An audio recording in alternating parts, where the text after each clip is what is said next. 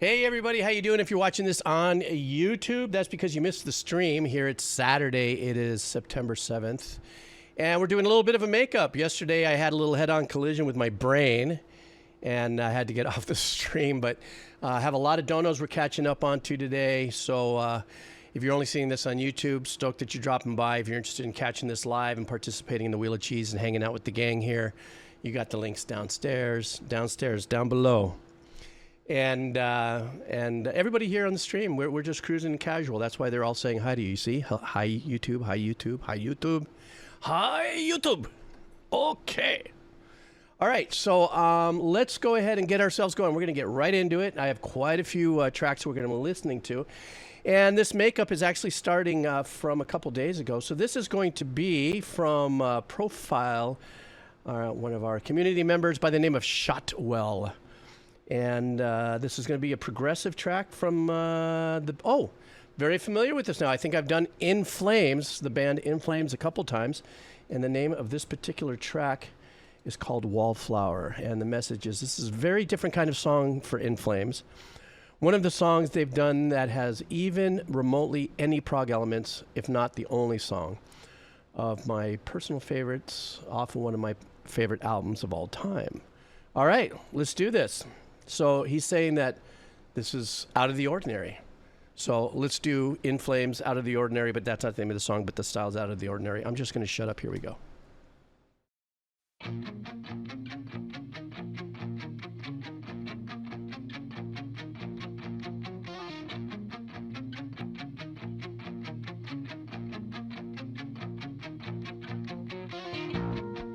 Two different guitar tones in this. I like that. Oh, that bass is already loosening my teeth.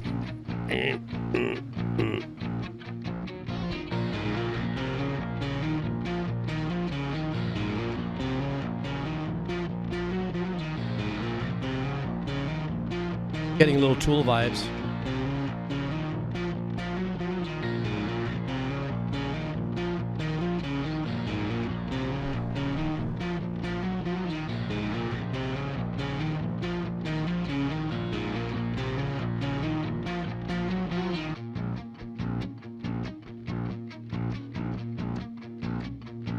Bakuzia does have that kind of ticking.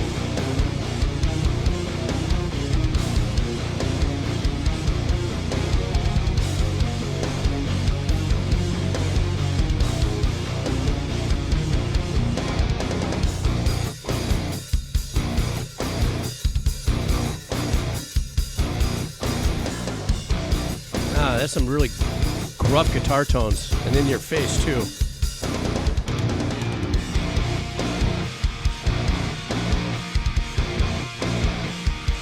I'm becoming a bigger fan of Melodeath as my journey through metal keeps going.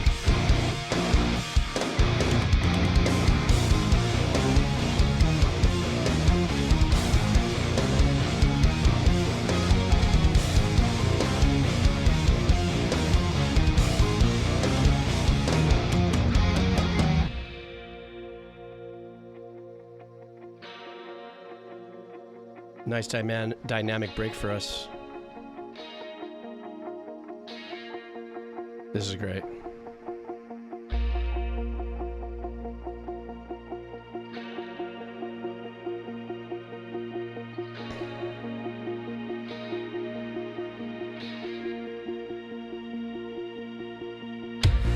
I like to look at you from a distance. I like when you scream in my face.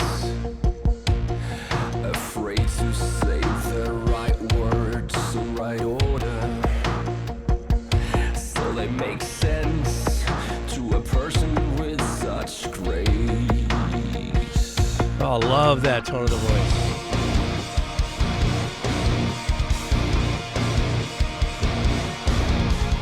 This is a real trippy mix, tone-wise. What if my dreams don't become reality? Is my life just a big mistake? Will I be happy? times I had. Would I reconsider and recalculate? I like the use of the arpeggiations, and this is a drum machine here, it sounds like. And then they break into the real kit.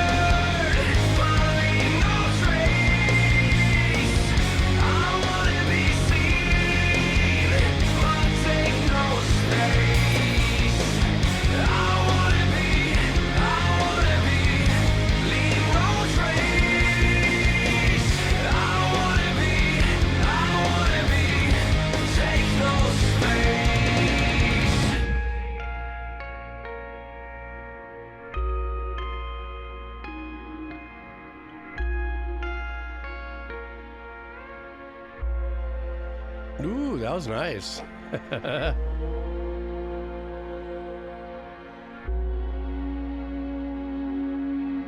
Is this part of the Melodeath experience, or is this something very unique to In Flames, these kind of breaks?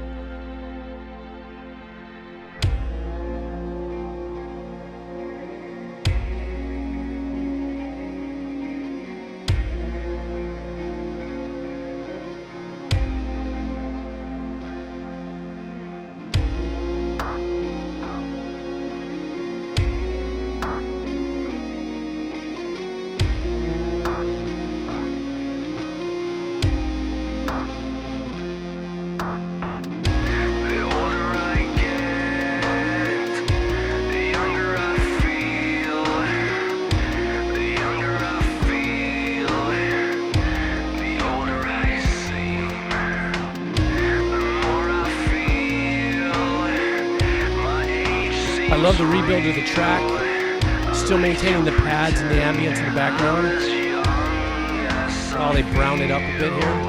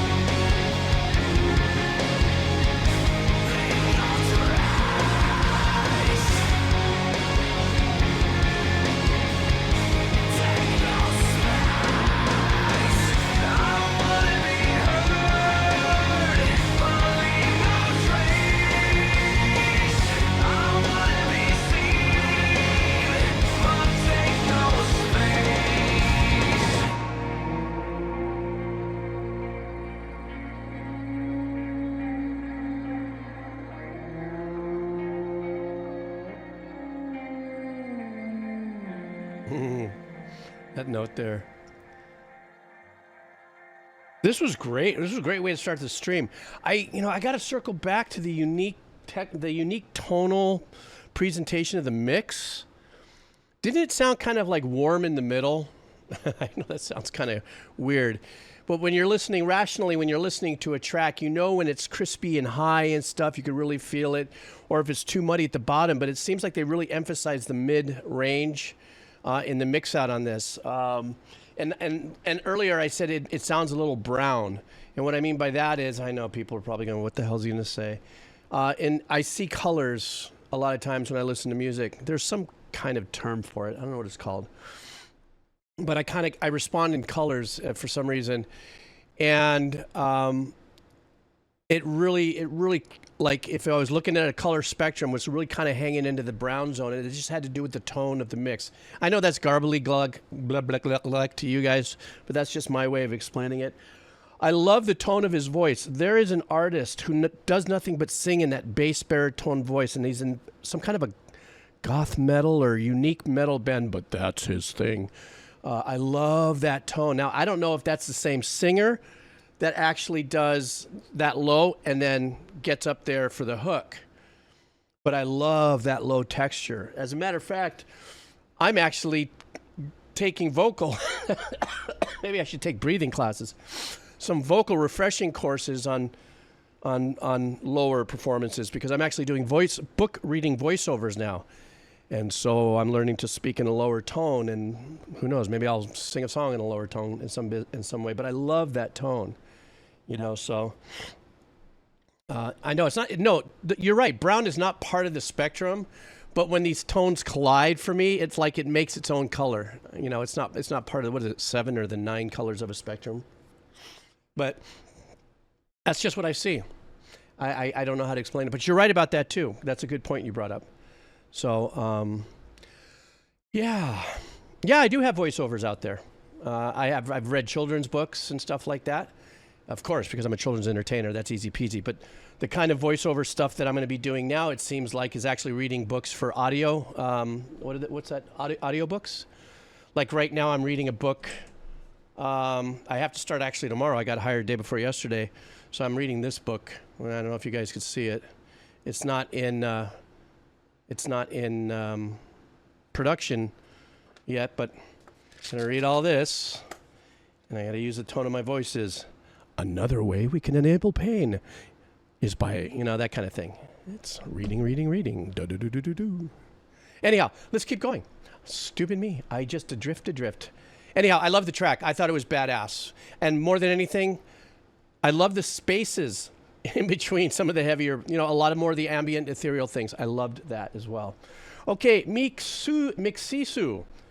We have a track coming up from Mixisu. This is a band, it's electronic, called Mystery Skulls. Let's see what we got here. Mystery Skulls. The name of the track is Ghost.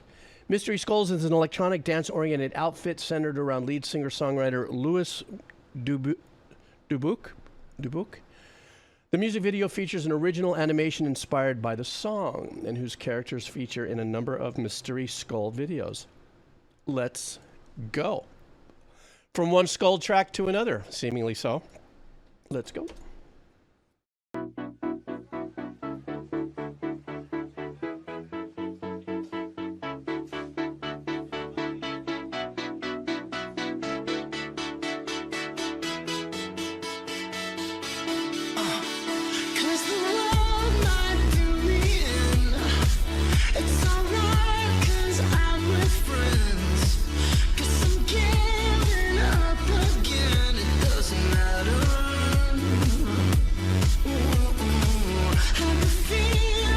Kind of a takeoff on Scooby-Doo, yeah? Oh, it is. How funny. Ish.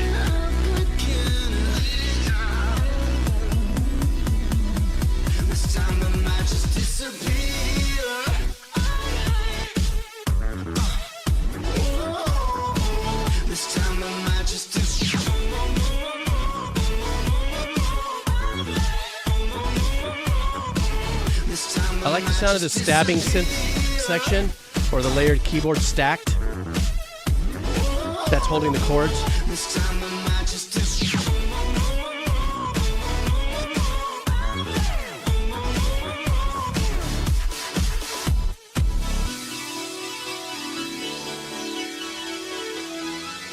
Nice. This resonating little pad thing going on here. So many great textures for engineering.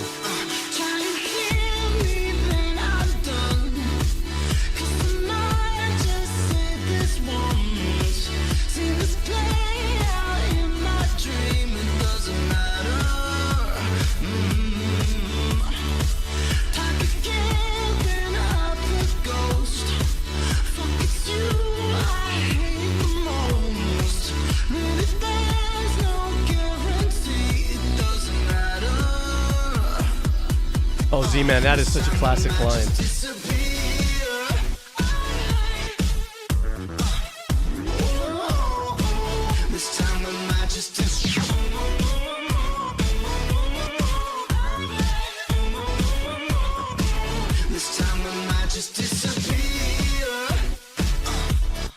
What were the name of the other characters of Scooby-Doo? Like the girl. Anybody remember?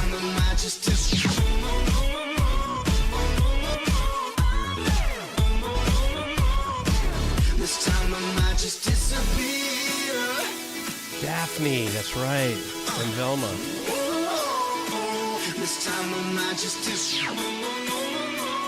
I really like the choice of synths that they're choosing for their arrangement.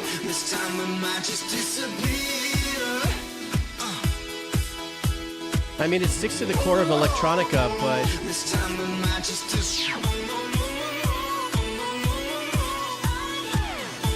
nice little filter sweep move right there with some of the synth work.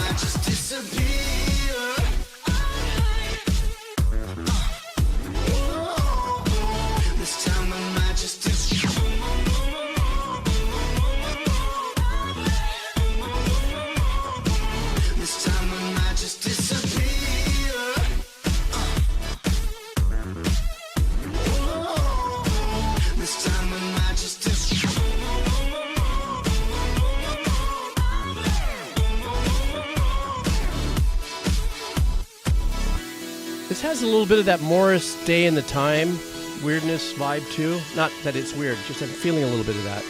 Did I say that right? Morris Day in the Time.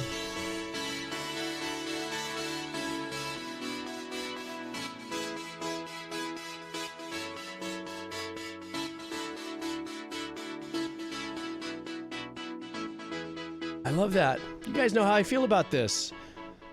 When tracks end like that and they actually give you a little bit of a snapshot of what's under the hood and some of the mix in this, so we were hearing it as that was the little bit that was just playing at the end and it was fading. You could tell where what the rhythmical trigger was or where on the beats these are being played, but the nice little delays that play off of it. And it's all these little nuances that are back there that we never really hear and isolate. Unless A, you have engineering ears and you're listening for certain things, or B, stuff like this will happen and you realize, oh my God, there's a stereo left-right bouncing delay in two different times happening on this one, but on this one they have a slap delay that's still staying in tempo, and you have all these little intricacies back there that make it flow. To me, this was two hooks, so you had the that was in the vocal, but then you also had the forwardness of the mix of the key, the stacked key sounds. So you had two really fun things to hook onto. Now the video was really fun to watch because I think most of us spent more time trying to, hey, look, there's Daphne, there's Scooby. Scooby's smoking a Scooby snack or something like that. But fun track, super bouncy. I'm glad you brought it into the chat, and very colorful video too. All right, so next up, video games are art. And oh yeah, that's we're going to be doing some old school rock here. Yep, I'm going to get blocked on this one for sure, but that's okay. I have a workaround. At least it's been working thus far.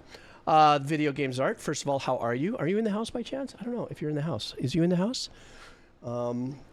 Thank you very much for your donation, just the same. Video Games Art wants a band I think we're a little familiar with called The Who. It's a rock band. And it looks like this might be a live performance. Let's see, it's definitely possible you've heard this before, but it's slightly lesser known classic from my favorite band growing up as a kid.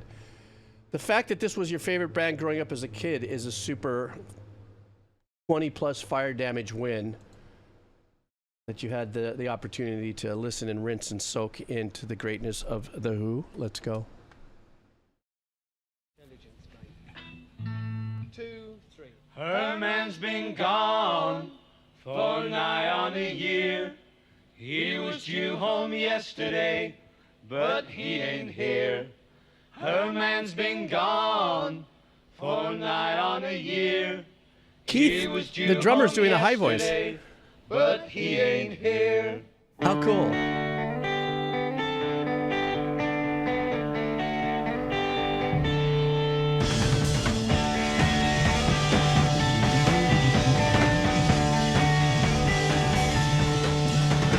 Down your street you're crying is a well-known sound. Your street is very well known. I love listening to the bass work on their songs. Your town is very famous for the little girl whose crying can be heard all around the world.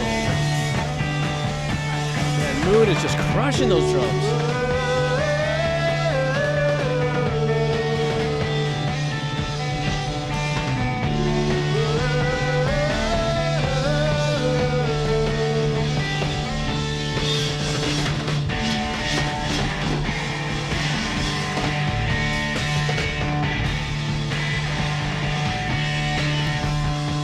Oh, the mic over Moon he cracked the mic open or something.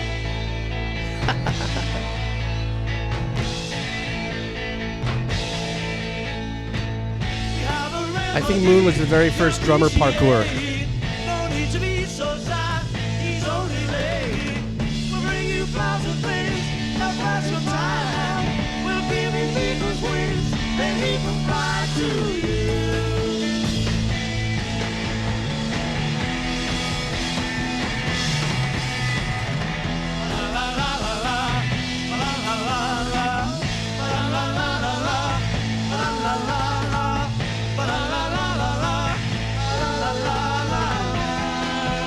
Yeah, Entwistle had a lot of heavy lifting to do and did it with ease.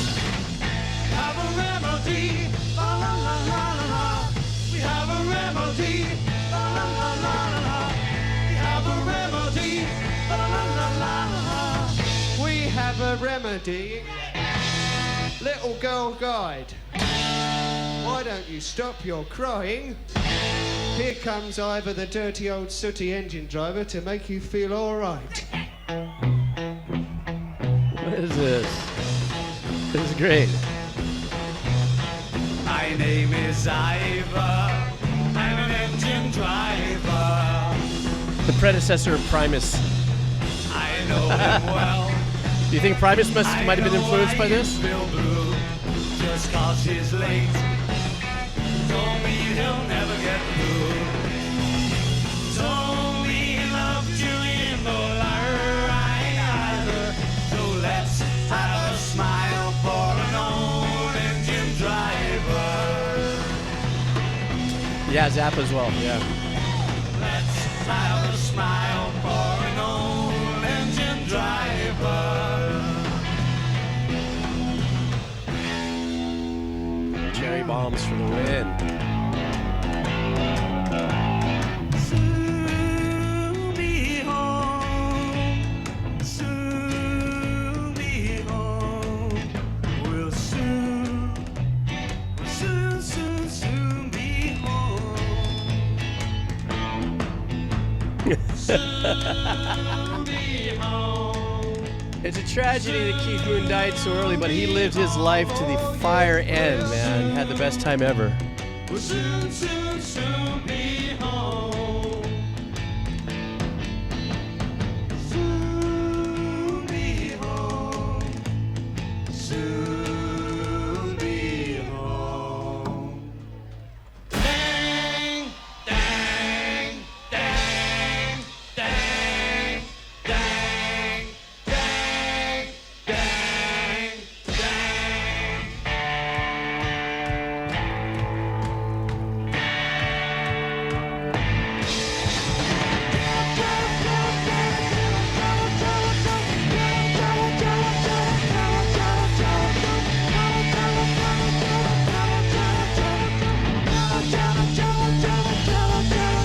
Can't believe it. Do my eyes deceive me? Am I back in your arms? So into it. Away from all harm. It's like a dream to be with you again. I believe that I'm with you again. There's that classic. When he does that with his voice, slightly out of tune. I missed you and I must admit I kissed a few and once did sit on Ivor the engine driver's lap.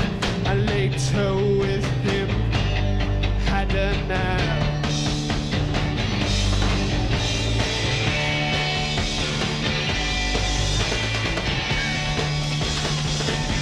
You are forgiven. You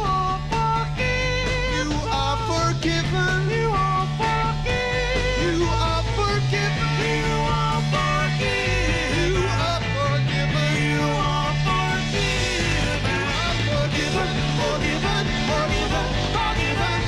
You notice that all the great bass players also have really high voices. Sting, Geddy, the bass player from Van Halen.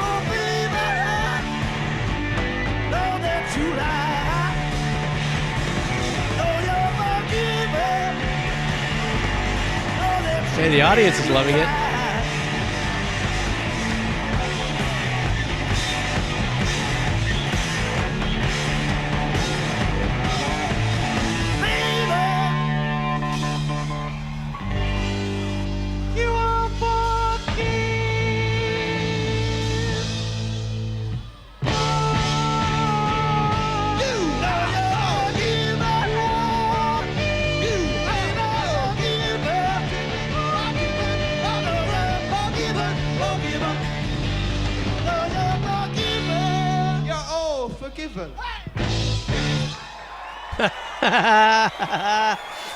I love that. And it just dawned on me. I kind of thought of this, and as I did, I was going, why does this have like a sideshow vibe to it? You know, these little songs that were transitioning, they had really odd themes and more musical theater, rock musical theater type vibes. And I realized, oh my God, it's looked like it's shot in a circus. And maybe subliminally, I caught that in my background or something like that. But that was perfect for the side freak show, and that's what this was. And the fact of the matter that they were able to execute that live as we heard it, still managed to keep it as musical as it sounded, is a testament to their. I don't know if this was before Tommy or after Tommy when this was written for them. But it shows every bit of the classic characters of each one of their musicianship skills. You know, albeit physical as getting an opportunity to see this performance. Keith Moon, just something about that. I mean, John Bonham wasn't anywhere near as flamboyant as Keith Moon, but both of them were very much, running life at 150 miles an hour. Amon, I saw earlier about that post that you put that Keith Moon had put like an explosive charge. I remember seeing videos on that. It was actually on a show. I think it's a televised show, and I think didn't it rupture the guitar player's ear or something like that? I believe something of that nature. But if this was pre-Tommy, then you could see where Tommy came from, that they had that musical theater subset. That mind of it, or it could have been within that trendy area. I'm not an ichthomusicologist or whatever you call it, so I don't know the history of when things happened, but maybe it was during the era also of Yellow Submarine-ish, and what other bands were doing these kind of very unique long form vibes? God, I can't remember. Yeah, that's what it was. Okay, so Peter Townsend but why did I think that somebody's eardrum got pierced or something? But maybe that was it. Anyhow, legendary, great sounding, extremely entertaining. It sounds like everybody here had a blast listening to it. All right, next up, Senor Rui. Senor Rui, are you here, Senor Rui? I'm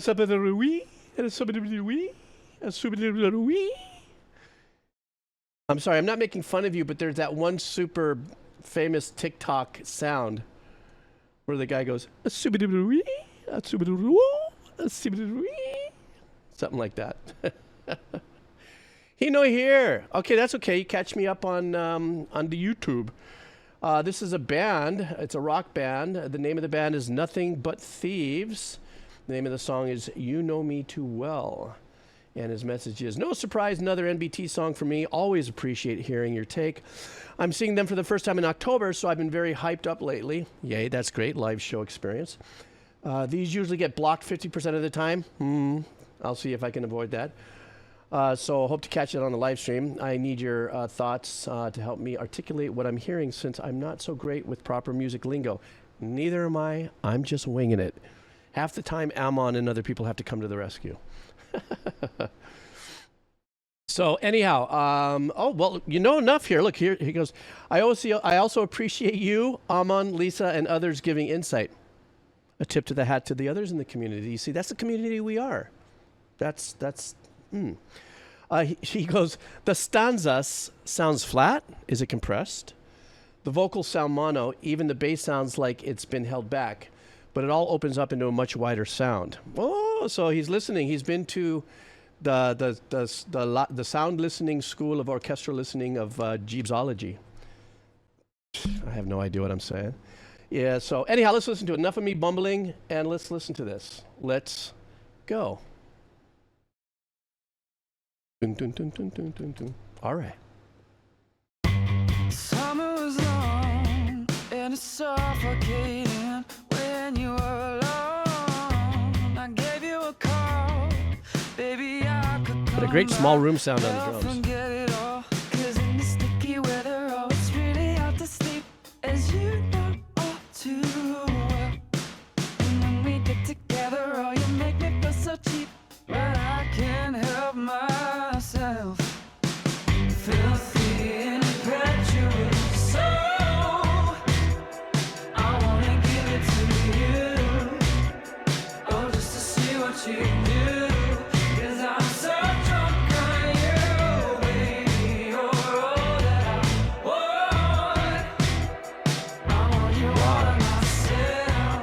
That bass tone, there's two things happening there. I left in the night, 'cause you don't like to see me in the day.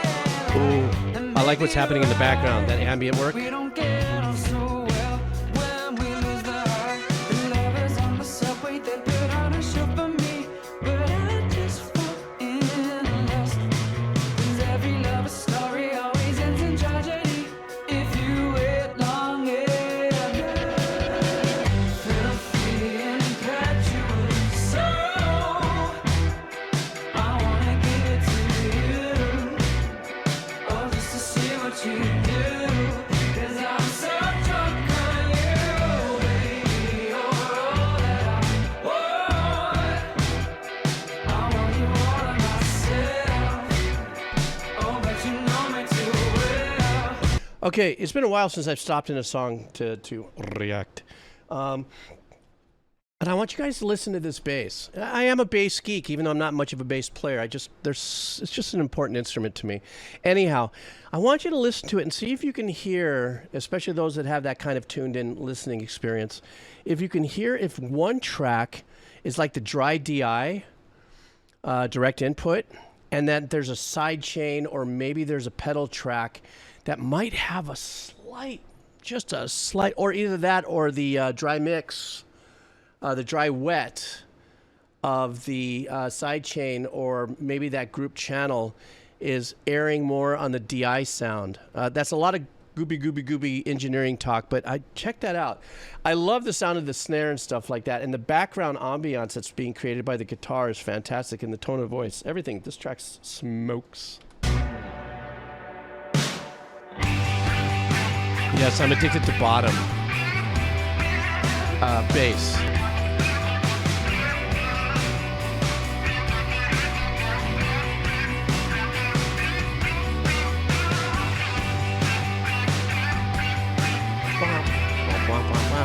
I like that.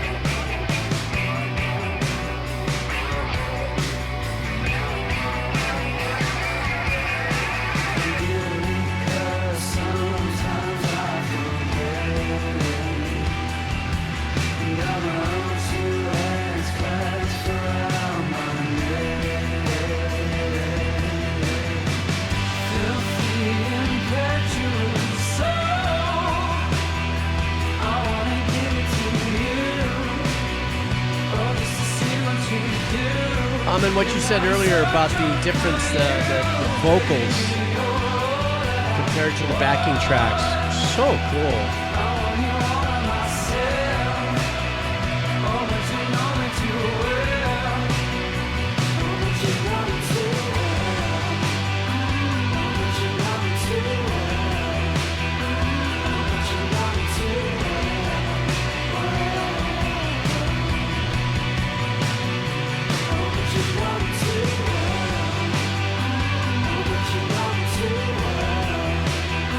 I like the response, that background.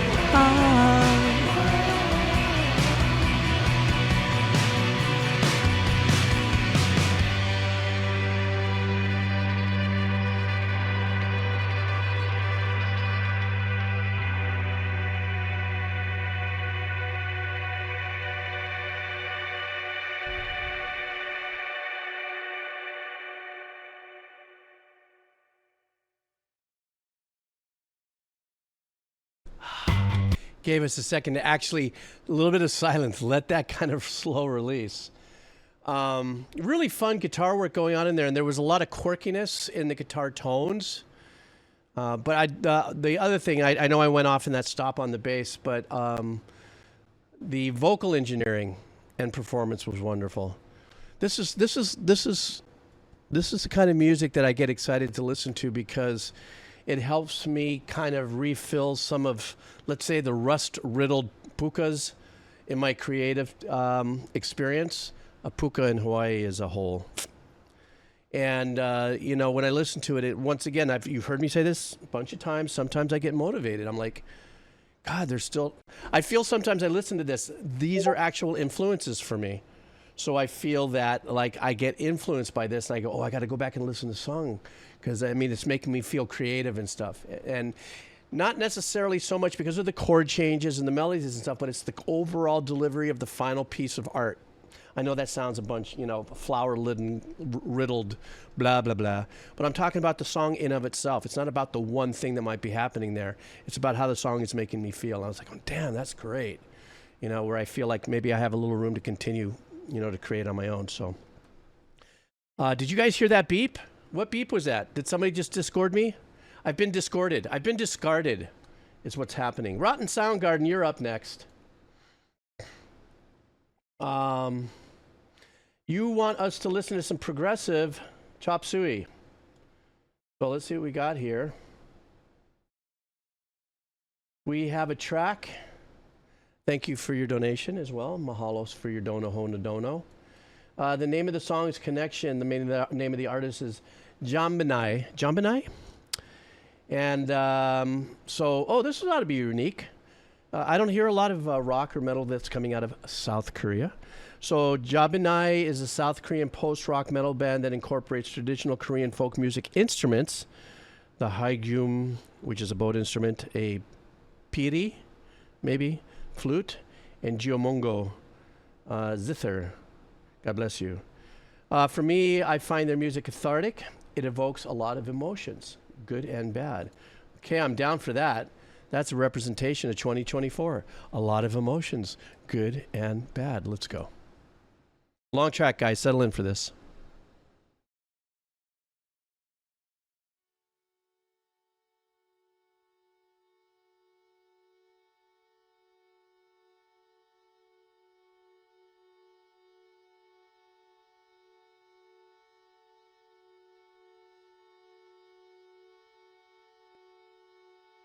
It's a grower.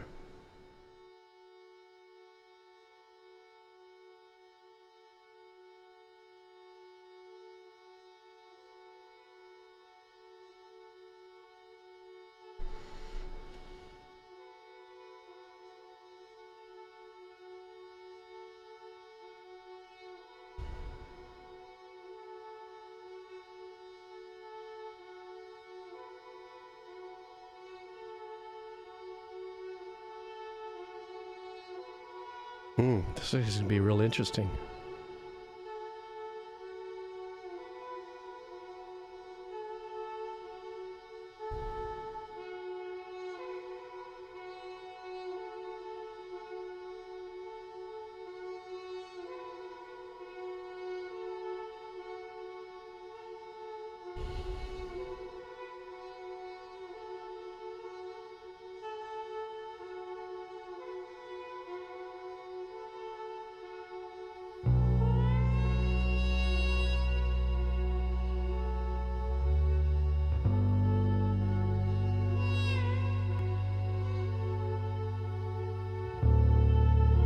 Super submersive.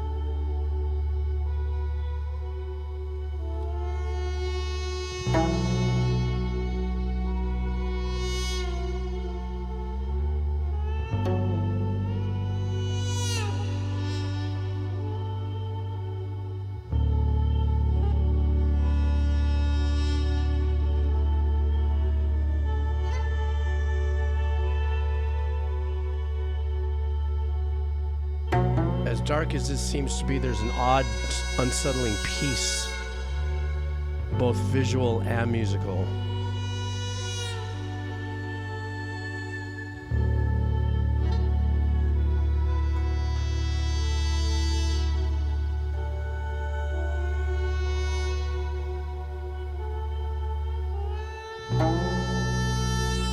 But like the choice of instruments, the characters in the video have a very unique perspective on life, and the blend and its existence together is very, I don't know how to put that. It was beautiful. I'm just saying, I dig it.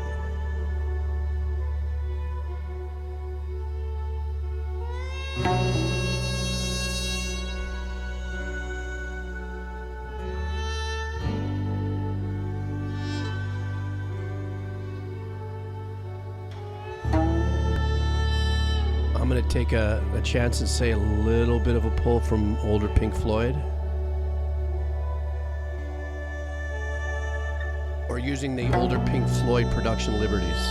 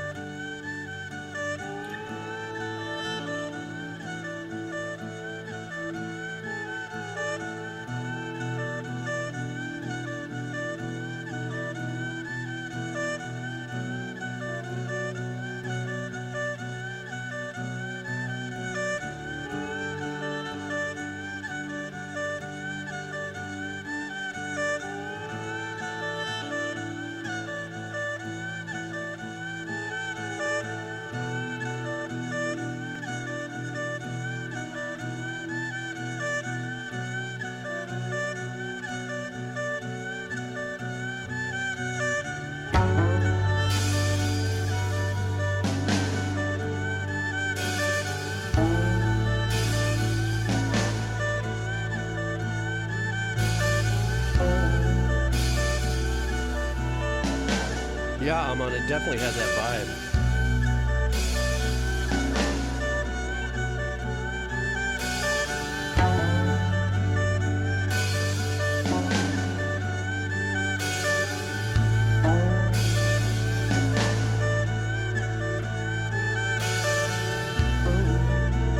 No, I can't say I do, Sage.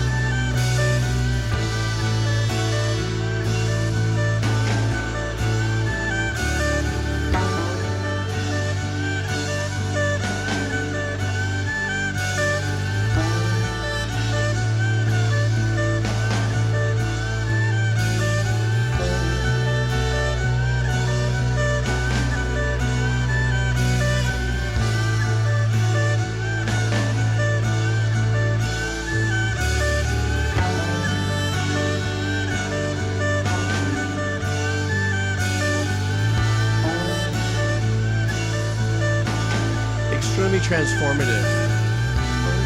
I think a lot of us are getting the same kind of vibe and feeling from this.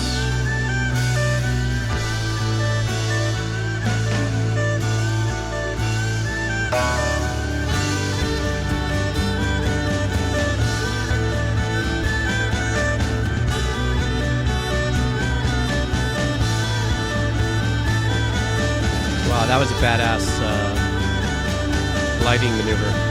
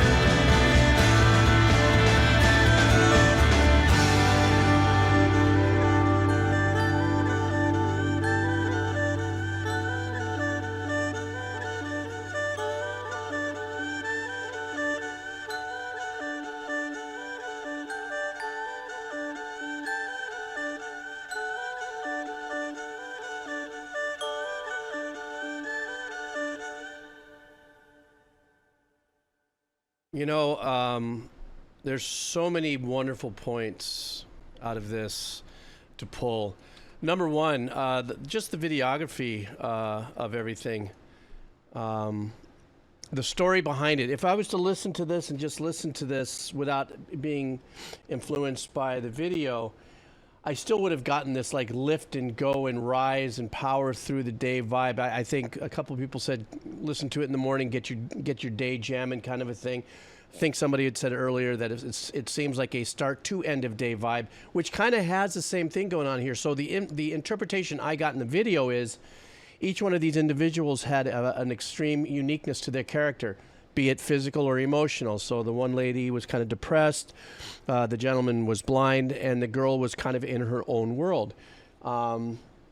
Yet, and at some point in the song, they get transported to a moment of unanimity, if that's a good way to say it. And they all kind of came out of their character challenges or character.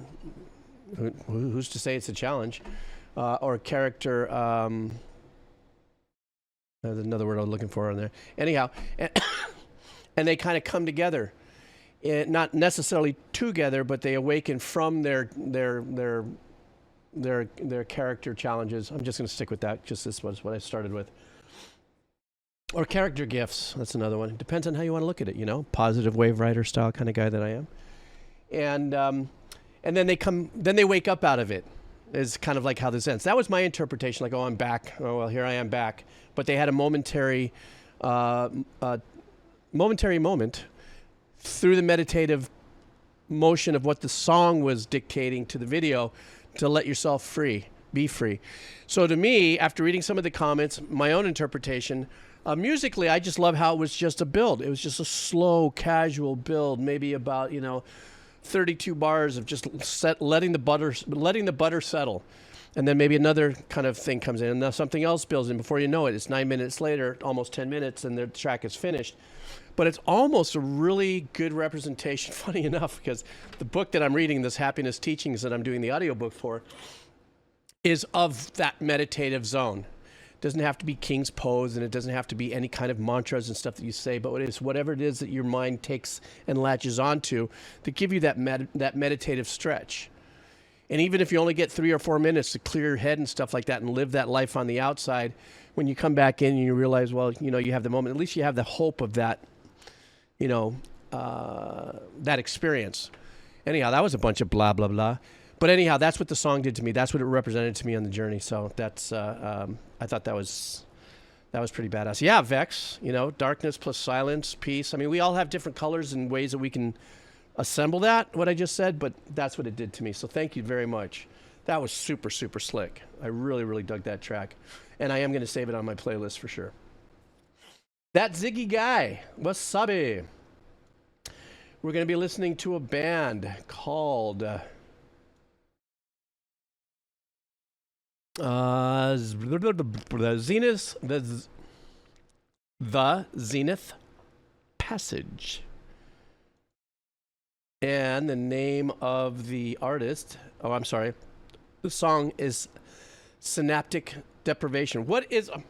Well, if I'm going to read books for audiobooks, I might as well learn to really articulate the synaptic deprivation. This is a progressive tech death track from the band. All right, guys, let's go. All right.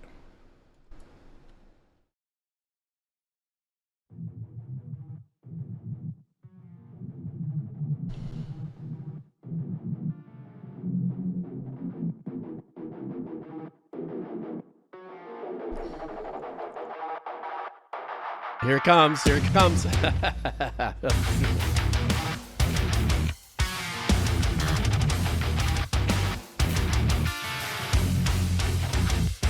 An extreme shift from the last track for sure. Bottom end.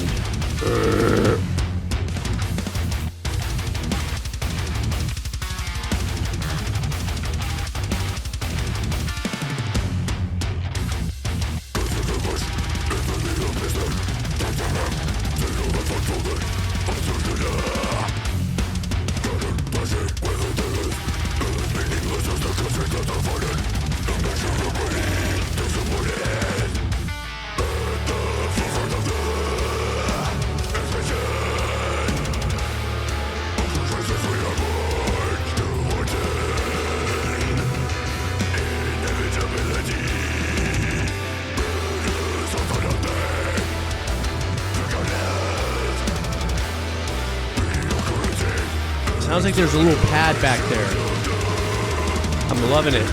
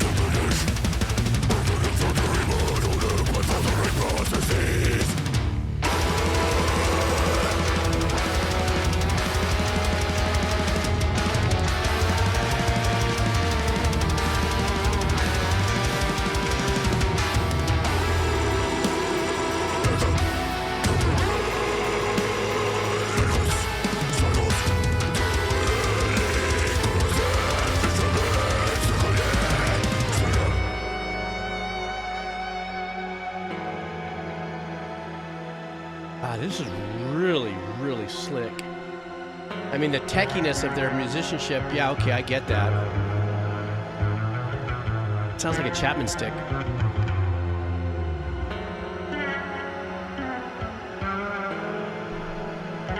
Give unto thee the bass.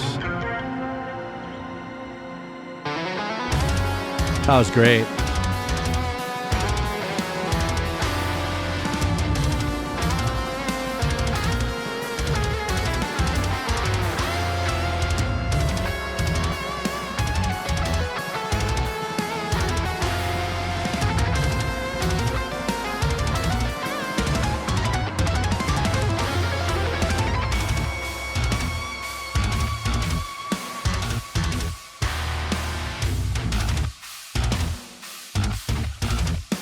That's a great way to put it, Zig.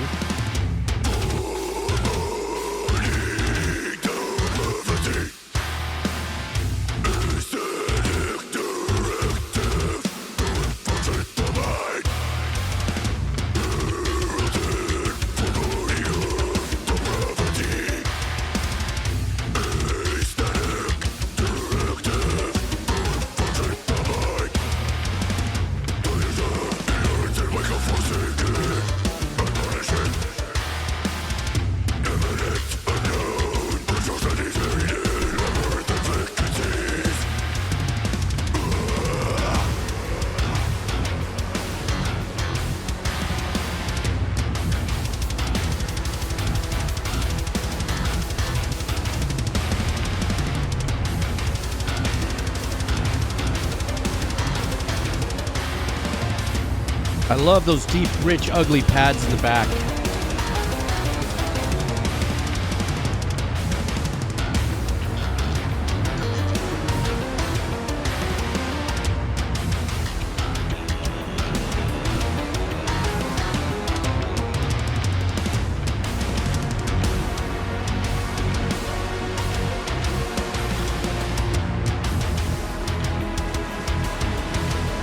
Ah, that's badass.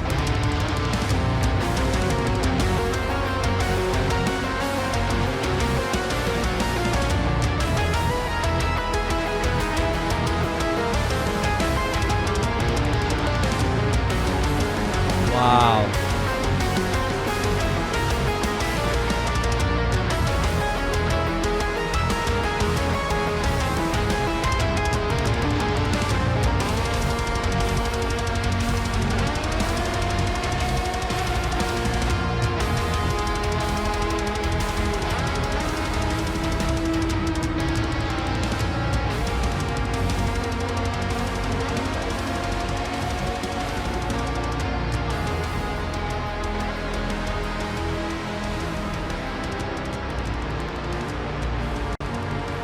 So they're pulling down the groupings and the mix of the guitar and the drums. How killer. That's the pad we were listening to. From right there. Okay, I have to admit something here with this track. I could have listened to that last 2 minutes all day long and all the changes they were delivering. That drummer was ushing. I have an affinity for the total art form of what is metal music, including the growling and the squealing and stuff. But on this particular track, I would have loved if that growling was a lot lower. This is no offense to whatever it may mean lyrically and stuff, but musically, there was so much great musicianship going on behind there that I had to kind of like say, okay, wait, take the vocals performance, put it over here and try to dig in deeper. Because I was really, really digging deep into some of those arrangements, man. I wanted to lift under the hood, you know. I mean, the vocal performance obviously is what the band is all about and everything that the lyrics are.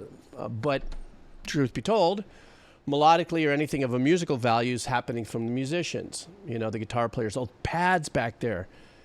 That was phenomenal. I really loved the track. And I've never heard of this band before, and I'm glad you told me about it. Now, what I don't know is if the rest of the tracks actually, or if this is the sound of the band. What was it called again? Mellow Tech Death or something of that nature. But I loved it. Because that, to me, truth be told, here we go. I'm going to go on about a 1-minute thing. That represents really closely who I am.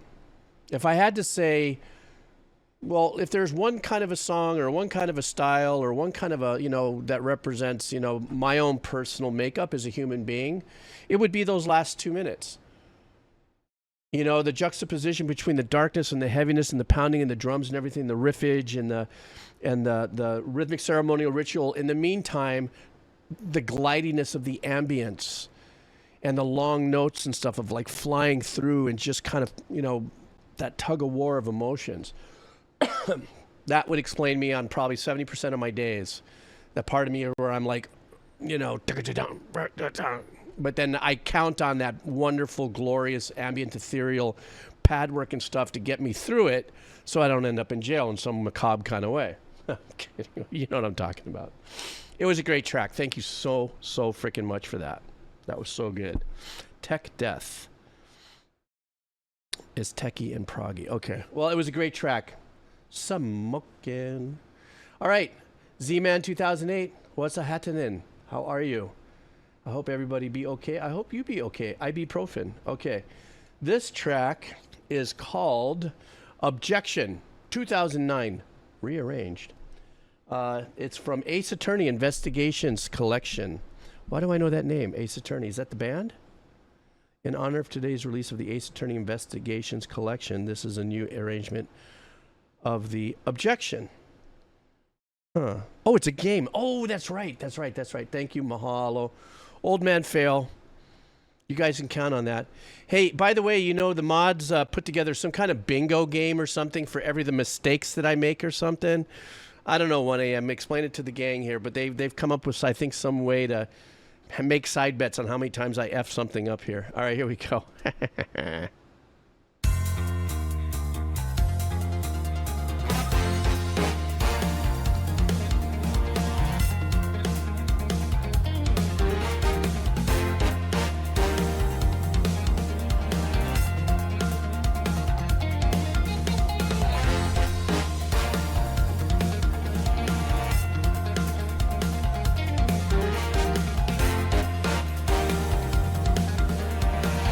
I like the music, guitar work.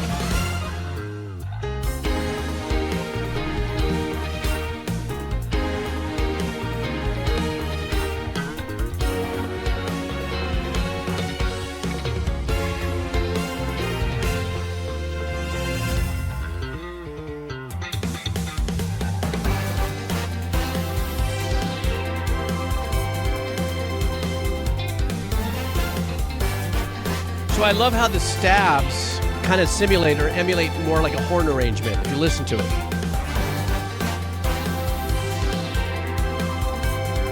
Aman, can you hear the great sweep release on some of those synth stabs?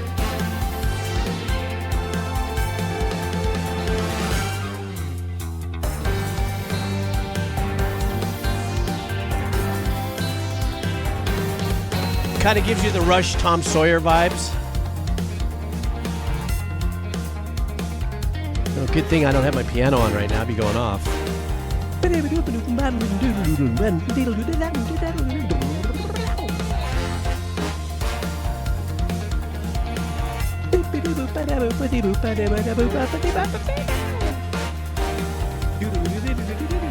I'm sorry, I'm just having fun.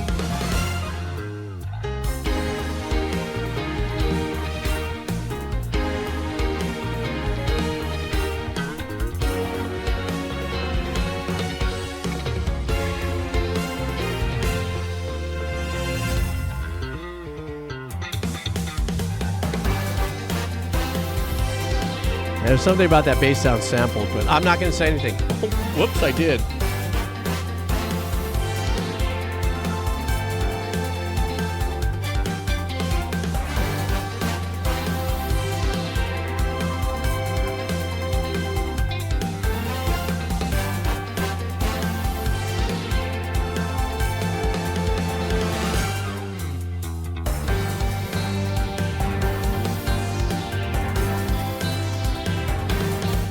But if this isn't a game, I can't imagine. What kind of a game is this?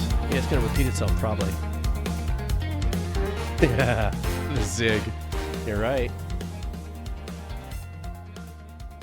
I don't know where exactly. I mean, so it's looping. So apparently, this must be in an era, in an area. I don't know anything about the game. The game looks really cool. It looks more like an anime, I think. But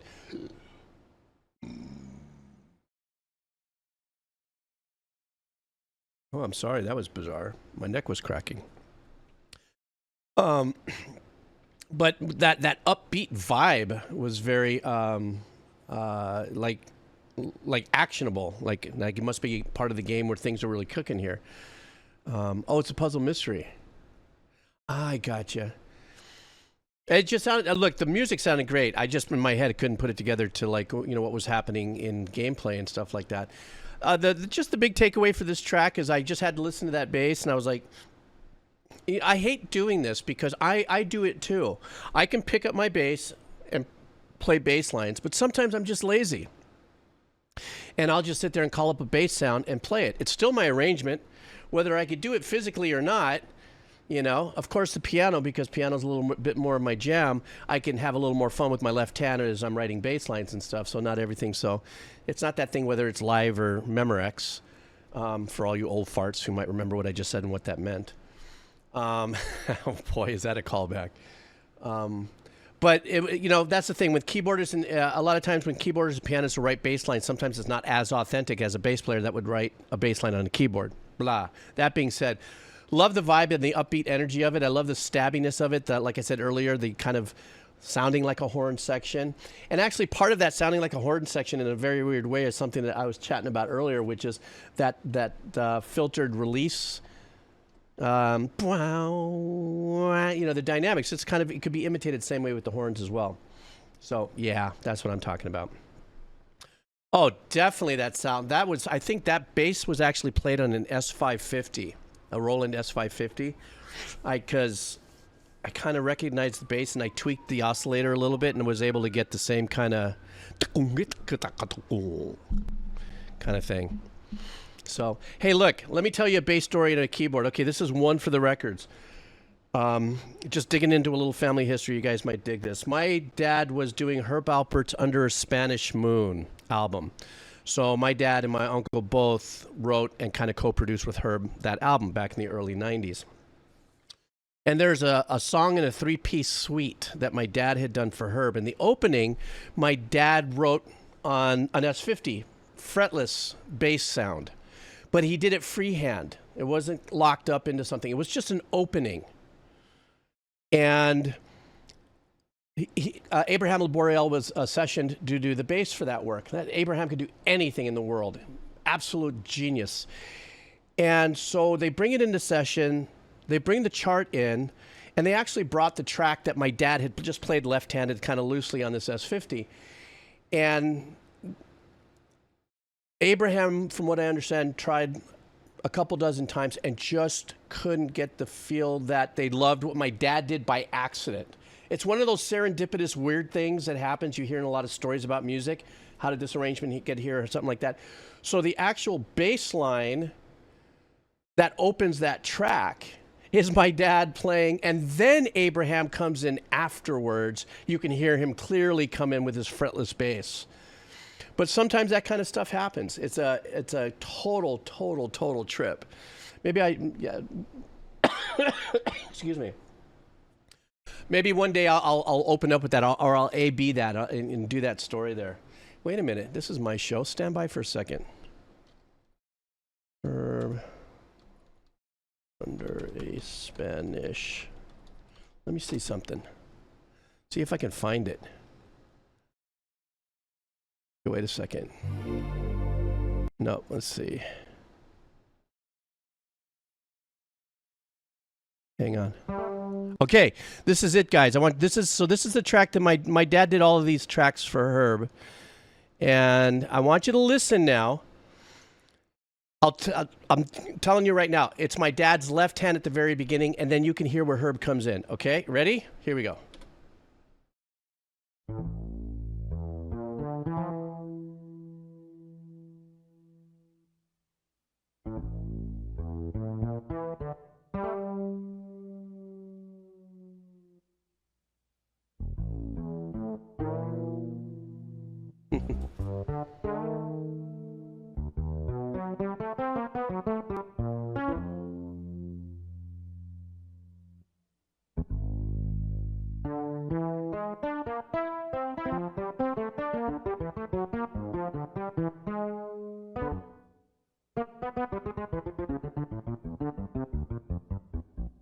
So that was all my dad, and now Abraham comes in. Boom. And then that's my dad playing the keys right there.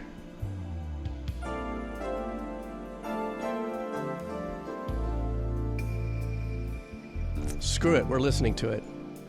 My dad's gone. Why not just revel in a little bit of his work?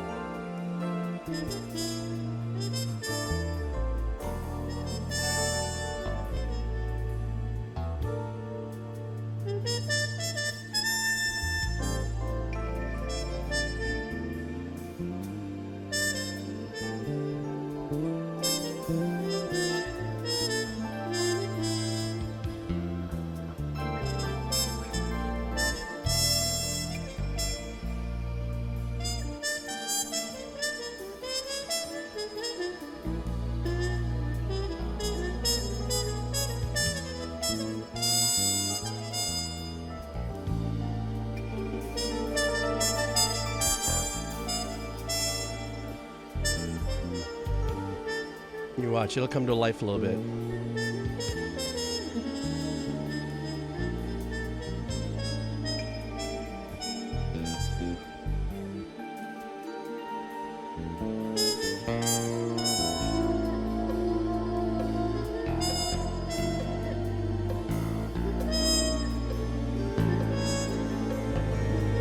Here's my dad's signature move with the strings.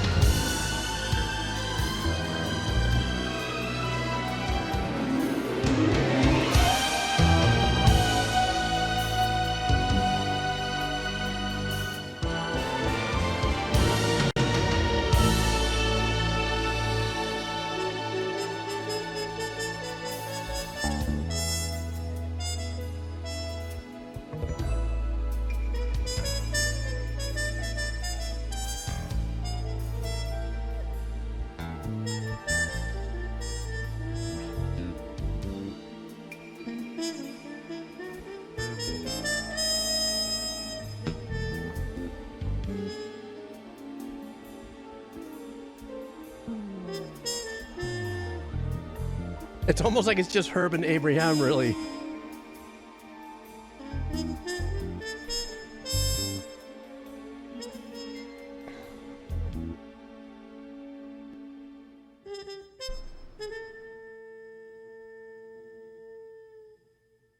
Anyhow, That was one of my dad's pieces of work with Herb Alpert. Very eclectic, but that came really from what I was talking about earlier when we were talking about bass, keyboards, how sometimes weird things happen. So that front opening, that was just the bass. That was my dad's left hand. And then they decided to go ahead and put a flange on it. And the engineer, I think it was Mike Morangel was the engineer, kind of rounded it off a little bit. And then Abraham took over. And the rest of the stuff you heard was Abraham Laboreal and then Herb and my dad on the Rhodes and then his string arrangements. But anyhow, I'm sorry. I just decided to play that through because, after starting to listen to just that front half, I started thinking of my dad and I miss him. You know, he's been gone for about 14 years now. So it's just wonderful to kind of like, it sparks all that, the emotional, like, wow, where was I, that whole thing. But thanks for going along the rides. Oh, you want the link? Okay. Actually, if you follow this link, I think it's the playlist. But this whole album, my uncle and my father wrote for pretty much, except one cover, Fragile by Sting. I was on this. Here you go. There's the link right there if it shows up. I don't know if my links show up in the chat or not. Let me know. Anyhow, let's get back to it. And thank you for indulging me for a little bit of journey with my family. Skeltank 22, let's go. This is a band.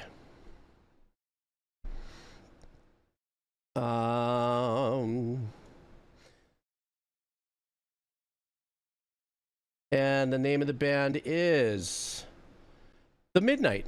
And the name of the song is Heroes. Saw them in New Orleans in this tour, and seeing this song performed live in particular was a magical experience. So he's going to bring that magical experience to us. And this is a live performance, guys. So let's go. All right.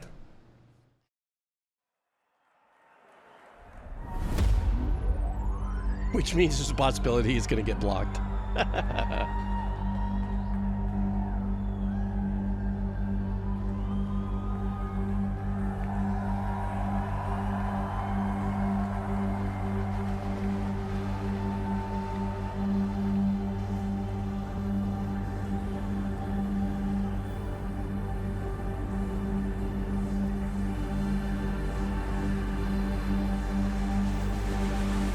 This is live. What a great way to start it off with this kind of ambience you pull in the audience. Kind of sounds like the beginning of a Dire Straits track, right?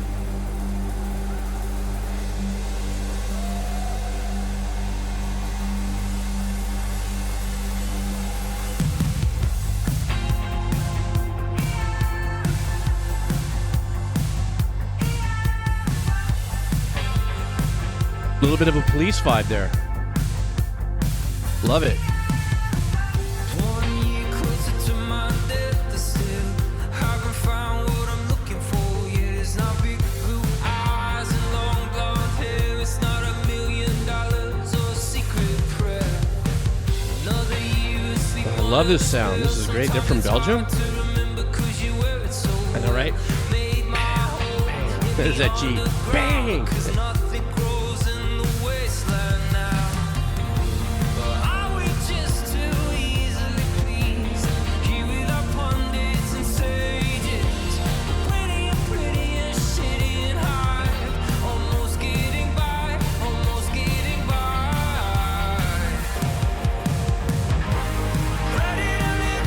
Wow, great change.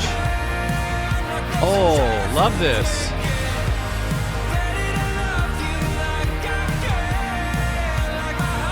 Powerful and uplifting. Great background vocals, too.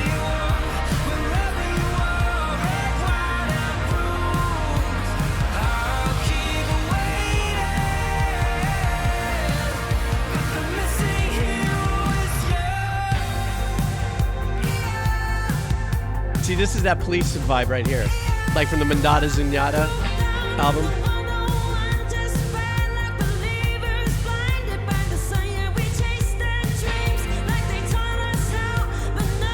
NCN01, yes, totally agree with you on that.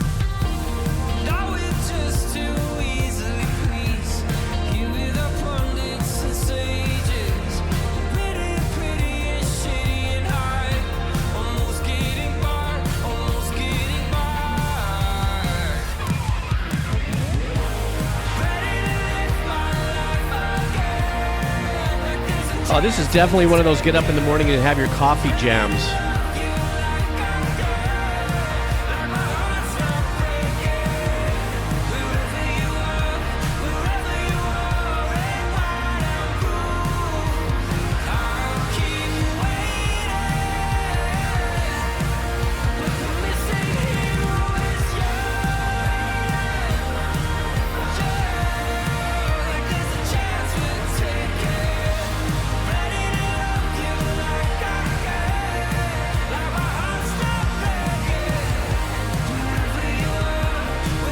be on the third cup. Okay.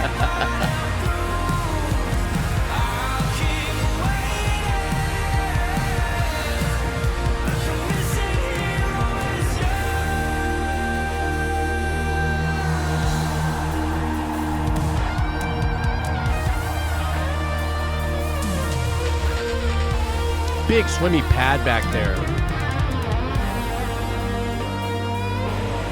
Great guitar work.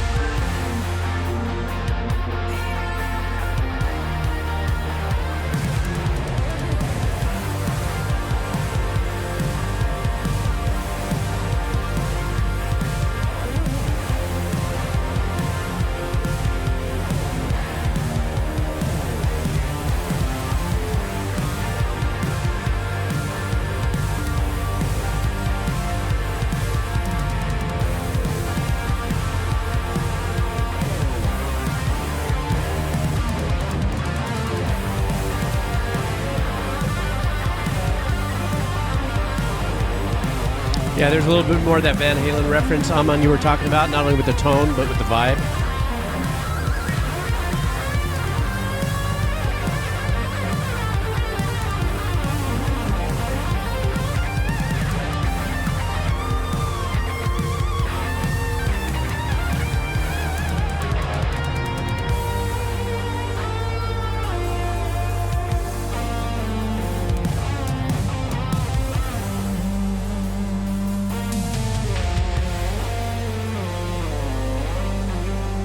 I want my MTV. I'm sorry. I don't want. I'm sorry. I don't mean to sound stupid that I did that. But remember my very opening thing? I said, God, it kind of has a Dire Straits kind of vibe, and they end with that. So maybe there was something to be said about that. That was stupid. But yeah, you know what? I know for some of us it does have a poppy tone to it. But you know, all of us, we all have our likes and our strengths in the palettes of songs and stuff that we like. But I too agree that it had that poppy vibe to it a little bit. But for me, when I was listening to the arrangements and stuff like that, I just like the liftiness of the hooks. It was fuller. It was poppy. It was a little candy ass at certain parts of it. And that's not a bad thing. I'm just saying, I liked also how there was an infusion of metal in it. Even I think one of the things that could have made that less poppy has nothing to do with the arrangements. Has something to do with the sounds. It actually has something to do with the drum sounds, in my opinion. If we're talking about if I was an engineer and they said, could you make this maybe a little more edgy? And I'd say, yeah, well, then I'd want to kind of pull back and brighten up the kit a little bit. Maybe compress it a little more and then maybe shoved up a little bit of the guitar parts. So the elements were there to kind of bend that in the genre. But it is what it is. This is what the band is, and nobody asked me how to mix it, so I don't give a shit. No. But those elements existed in there. And then, of course, when the guitar lead started coming in, Aman and myself were both kind of yammering about a little bit of the Van Halen sound and the vibe to it, and even in the bends and stuff. So, anyhow, more compression. Yeah, that's what it was, Aman. That's if that would have been rolled off. Or even sloped down a little bit, and then just kind of maybe, I don't know. I probably would have done something like on the group bus, of course, not having included the overheads, but in the group bus on the kit mics, I probably would have done a complete compression on the bus out on that group mix, just a light one. But that's just engineering geekiness coming out right there. So yeah, great track. I love the energy of it. I love the melody of it, but it was very approachable. Good way to say it, I think. Me think so. El Jocan, ¿dónde estás vos? ¿Qué te parece, mono? Señor Argentino, ¿dónde estás? ¿Dónde vas? Donde ondas? Onda onda. Well, you may not be here, but your song is here, so we're going to do your song. This one is called it's coming from Made in Abyss. We know what that is. Let's see what we got here. Made in Abyss is a game, as I know. And the name of the track we are doing is Prushka Sequence. Composer Kevin Penkin. Made in Abyss has a story that's changed my life for the better. That's nice. When artwork can do that, right? Kevin Penkin is my favorite composer and has made gems that you've already heard. Now I'm sending you one more. This is a song about a tender girl who searched all her life for an adventure with friends and with her father. But this song for a tragic story. Oh, very well written. Now that I have a backstory, let's get the soundtrack to it. All right.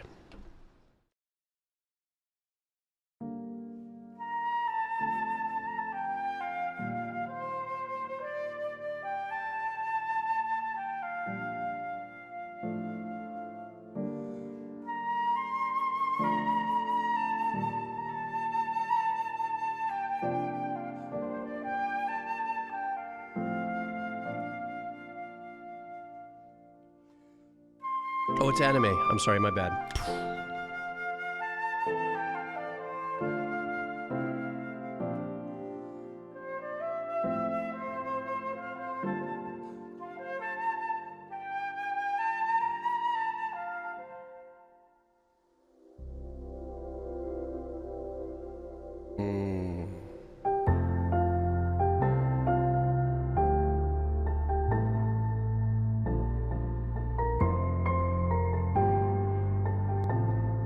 Very unique blend of an upright and a toy piano vibe there.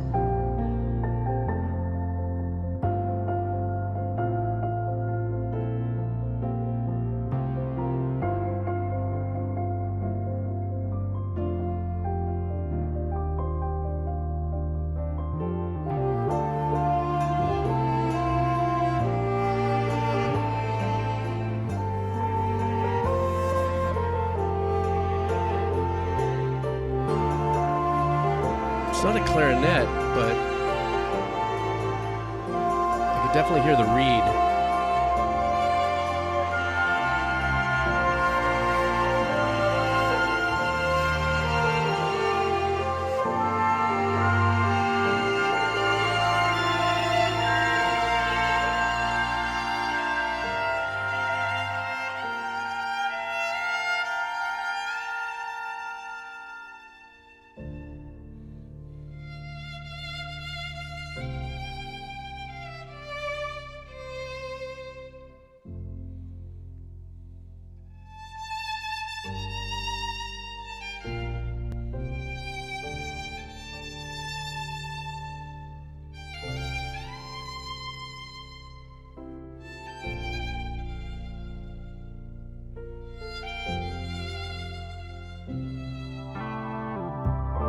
Oh, I love how he does that with that bass, comes in with that hybrid and these sounds. Wow.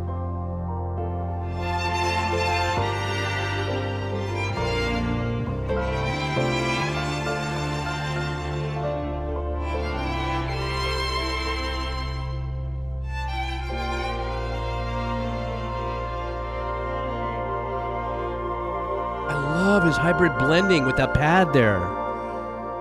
That's magic.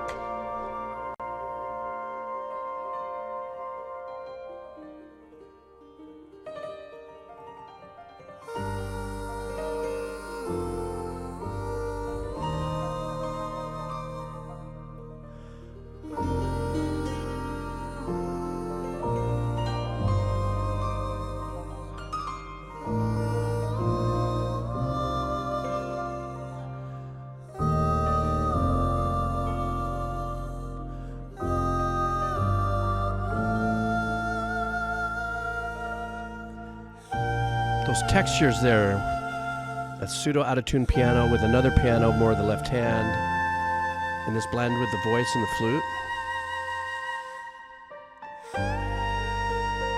Or that's not a voice, but... Or is it? Like blended on top of it.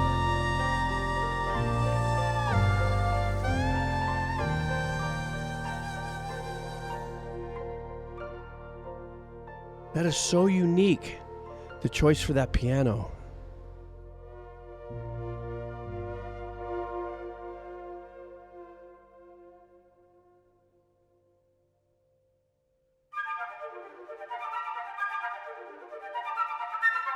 Uh-oh.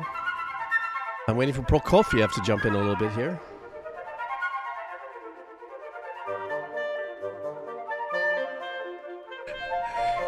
Very Prokofiev.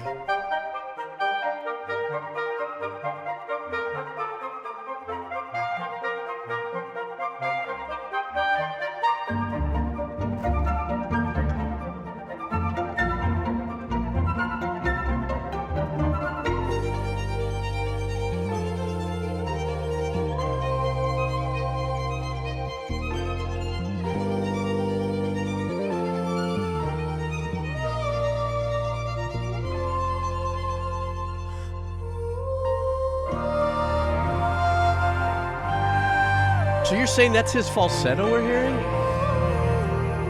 Oh, I like how he was bringing in the cello. Wow.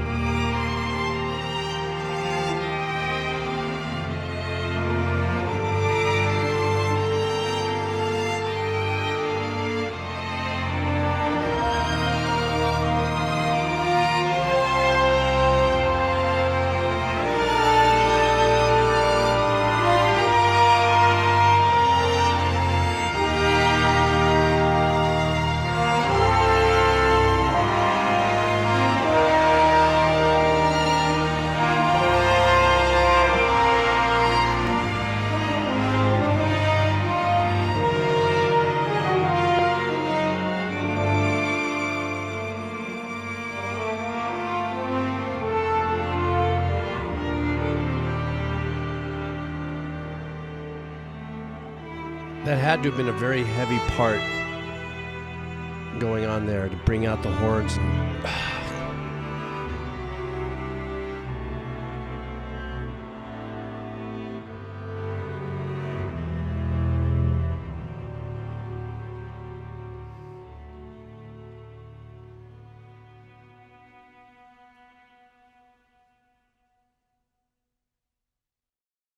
Welcome. Willkommen. Sorry you missed some of your song. But you catch it on the VOD. This was obviously in unison to something happening. The story that Jokan wrote down for us, I could see it fully unfolding. I don't, it gets to a place where you've heard me a few times already. Just get, how do I respond and react to this when there's so many beautiful little moments in there, as sad and pulling as it was. I think to me, my takeaway as a composer, as I'm listening to it, is I really loved the choices, the texture choices between having instruments of different tones on an intimate level, not a section. Until the horns came in. The horns came in more sectional, to kind of drive home something hard, something heavy, but still with a little bit of an embrace of positivity. But that's when the horn sections came in the last 3/4 of the track to kind of lift a heavier section there, not knowing exactly what's going on there. I did think the choice of violin as the lead melody in the first section was beautiful. Maybe in the mix, I would have just maybe pulled it down about 2 or 3 dBs. Who cares what I think, but that's just my thought with that. It was stunning. His voice, are you guys telling me that's Kevin's falsetto voice that we were hearing a lot of? in unison with another instrument there. Excuse me. I thought it was beautiful. I think this is one of those things where I think I'm going to look for the link, if there is one, of this piece of music against scene. If there's one that's existing. I didn't know if this was because it says here Prushka sequence. So I don't know if this was a rearrangement or recomposition of all of Prushka, which I guess must be the name of a character, kind of put into a medley, or if this was an actual scene through. You know, it was a one scene. So anyhow, Jokan, I'm so sorry that you missed a little bit of it, but it'll be up on the VOD. And it's good to... ¿Dónde está? No hay mate también. ¿Dónde está mi mate? Carajo. No hay mate. Para aquí en Hawaii no puede comprar mate bien. So entonces, you know, what are you going to do? Supadoop-doop-doop. It's an entire scene. Okay. I'll have to look it up. And thank you very much, my friend, for coming in and hanging out and enjoying. All the way from Argentina. ¿A qué hora es en Argentina? ¿Dónde eres? Buenos Aires, Mendoza. ¿Dónde? ¿A dónde? Córdoba. ¿Dónde? Okay, let's continue on. Melchior Blade, how are you? You are next. Entre Ríos. Qué divina. Hace frío. Okay, let me see here. Hang on. Melchior Blade wants Final Fantasy V. How are you, Melchior? Good to see you here. And I know you got the ears. What's your music background, sir, if I may ask? More of the engineer, the music, the composer, the musician? What is it?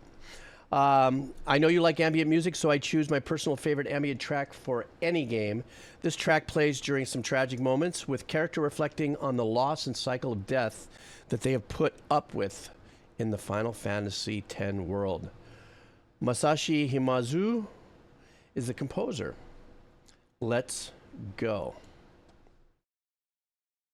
Did I say 5, right? I'm sorry. Come on, guys. You should put that on the bingo fail charts.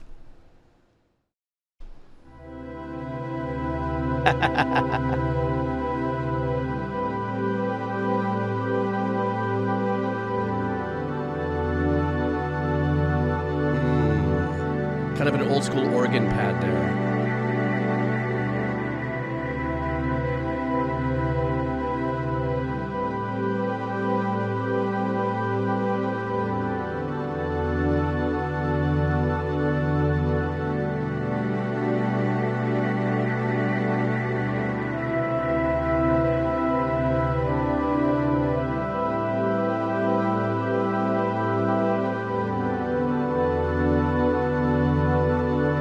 Very rich voicings. I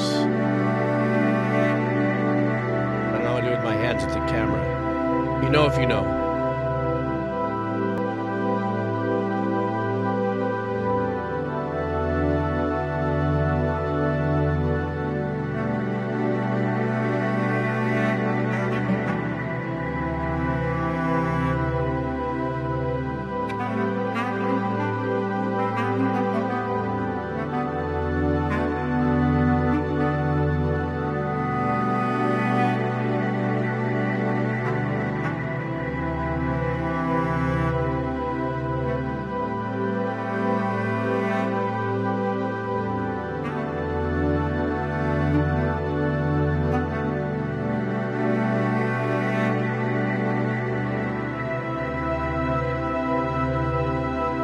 Very meditative.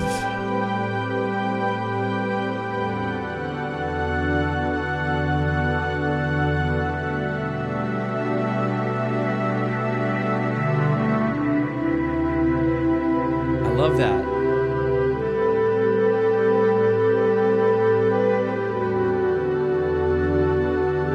I just can't tell if that's a wind instrument or if it's just another synth patch.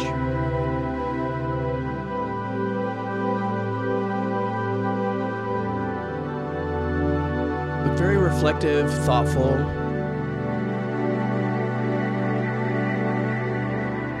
A little introspective.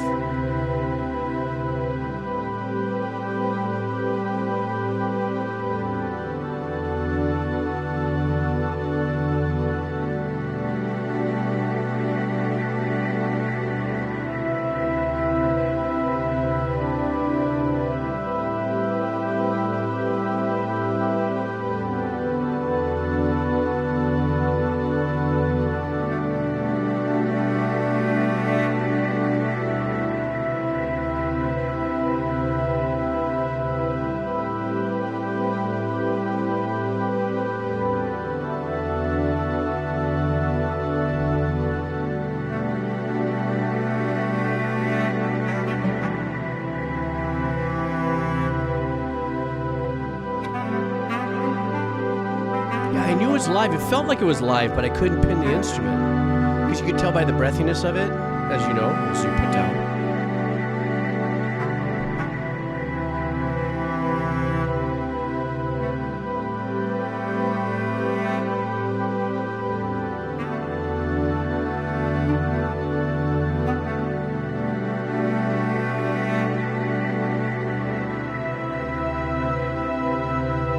Is that a bass clarinet? Is that what that is?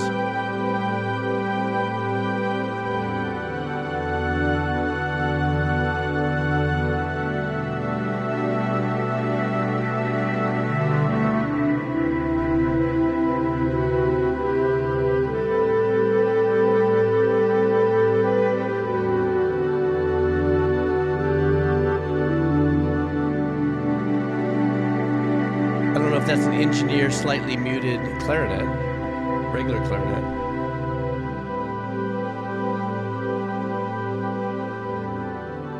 So the repetitive pattern too is what kind of sinks us into some kind of like,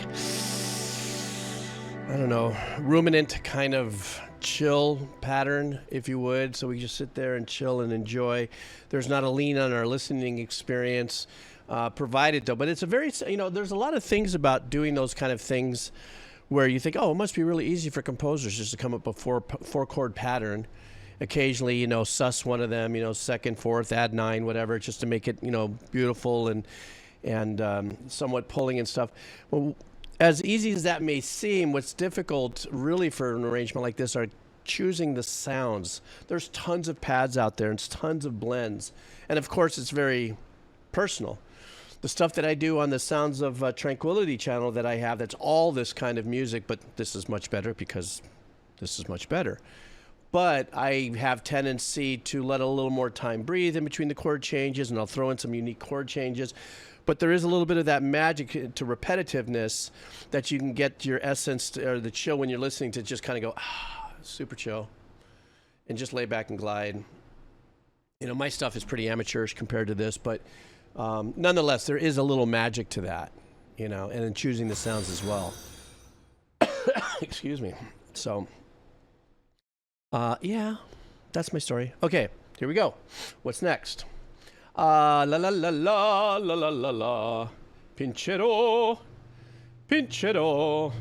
Let's left for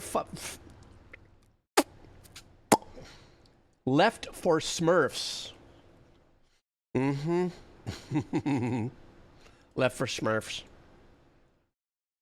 And Left for Smurfs is a game called Castle Crashers. It's electronic. You guys ready for this? Let's go.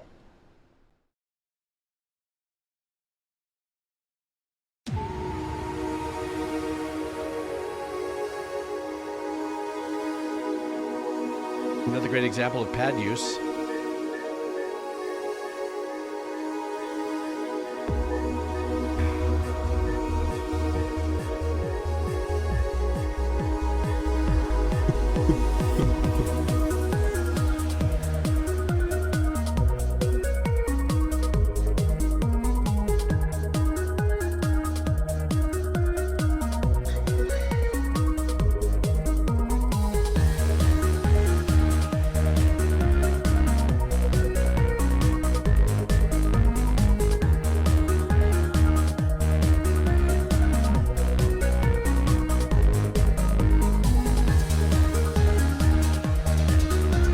had a very nice ambient ethereal house drive, and then once the bass came in, there was a little more of that kind of elbow lean into the track. Whoops.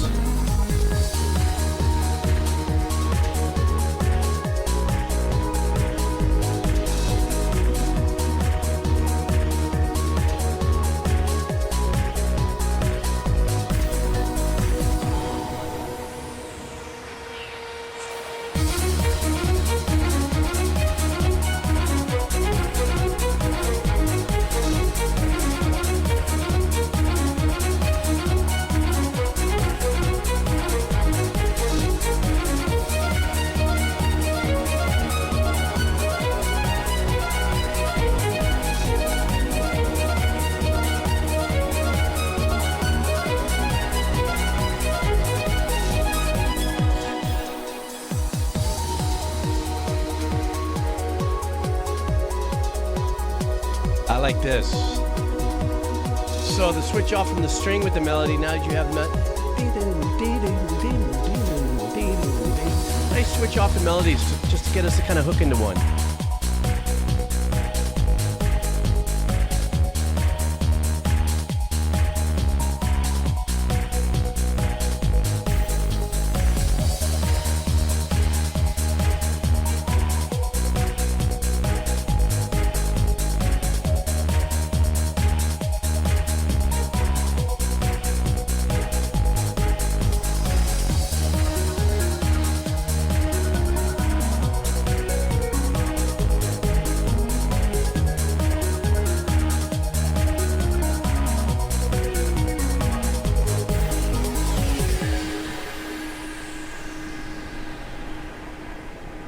This was a really fun track. I noticed a lot of people here were vibing to it, and then a lot of people were saying that it's very nostalgic. Apparently this game at one point was very successful. Of course, I have no idea because I didn't play games. And going through this journey, I'm learning about everything. I will say one thing. I love the vibe of the track. I love the sounds. As a matter of fact, earlier, even when 1 a.m. it kind of chimed in saying, yeah, it was kind of a unique transition because we were just talking about pads. I will say that just when the bass came in, and I understand it's a lifting, fun part of it. It gets it going. For me, it just kind of blanketed a little bit of the vibe I was on. Just a little bit. I was like, oh, okay. And then the other time that I got kind of put off for a second, and I know I usually don't. I'm usually very positive about this and about listening to music and stuff. Just when the string pattern came in, just kind of pulled me. It took probably about 8 bars of that pattern for me to allow it to lock in. So that kind of caught me off guard. I don't know if it was because I was being a quantized snob, which is probably what it was, which is there's a natural attack delay on strings because that's how strings are. They're not, so it took me a second to get into it. But I love the ambience all the way through it. And I love the back and forth. And once I got those strings in my head, I was like, hey, okay. And then it popped out and then the secondary melody took over. So it was really fun. I could see how this track would have been something to really be able to listen to and have to play the section over and over and over and over again if you didn't get past it, which is, I guess, basic video game. And it doesn't bother you. Like, you could still be listening to the music and it's not something that's grinding at you going, oh shit, let me just turn the music off so I can get to the next level, So, don't think I'll be getting to cheese today, guys. I'm not too sure.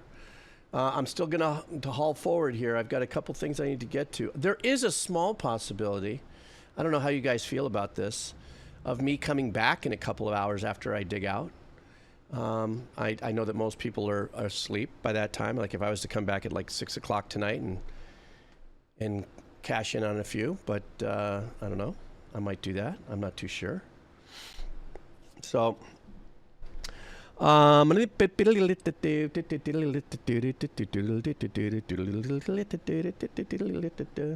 okay. Let me continue on because how much time do I have left? I still have, okay, let me just trudge. Let me trudge without looking at the clock. It snows in Australia. How be you be? I hope you're well. I know you've been back there hanging out. How is everything over there in your neck of the woods? Are you guys having like a heat warning over there in your world? Okay. Let's go. I'm getting right on it. No yammering. So this is, whoops, stand by. Wrong one. Stand by. This is a track called Pazzo Pizzo for piano. Jeffrey Harrington is the composer. And so I wanted to introduce everybody to Jeffrey Harrington. So guys, are you ready? Let's listen to some piano from It Snows in Australia. I live Nashville. Didn't I say Nashville? What did I say? I thought I said Nashville. I thought there was like a heat wave going on over there. Either way, here we go.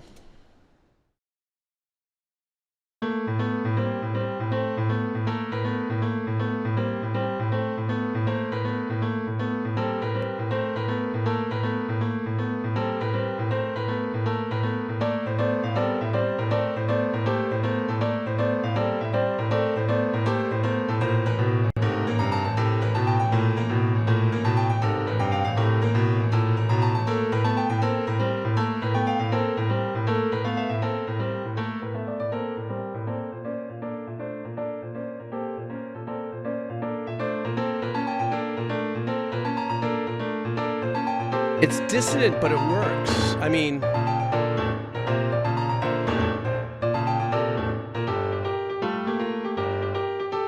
the obvious purposefulness of the dissonance is what's making it work.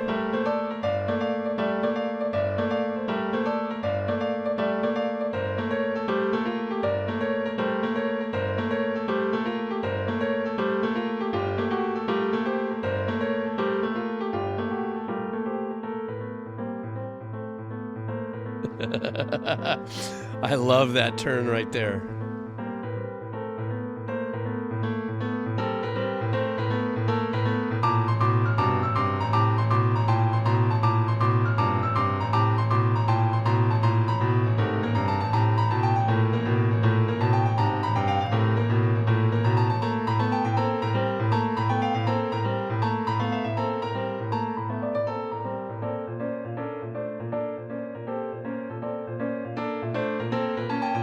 It's trippy. I love it.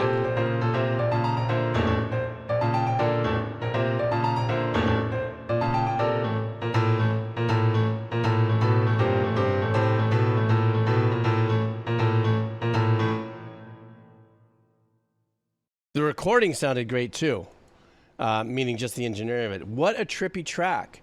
I think probably it in of itself being a short track, this could have been some kind of in-between movements or something, or whatever the album it sounds like or something, or it's just some kind of a take a break, a cigarette break kind of vibe. But it does have that kind of quasi quirkiness. And for those of you who don't know what dissonance mean or anything like that, is when you hear notes that are right on top, like semitone apart and stuff like that. It almost makes you sound like, is he playing wrong notes? Why does it sound like it works, but it doesn't work? Like, it sounds like these notes are okay, but they're playing notes that are right next to each other, and that's a purposeful, in most cases.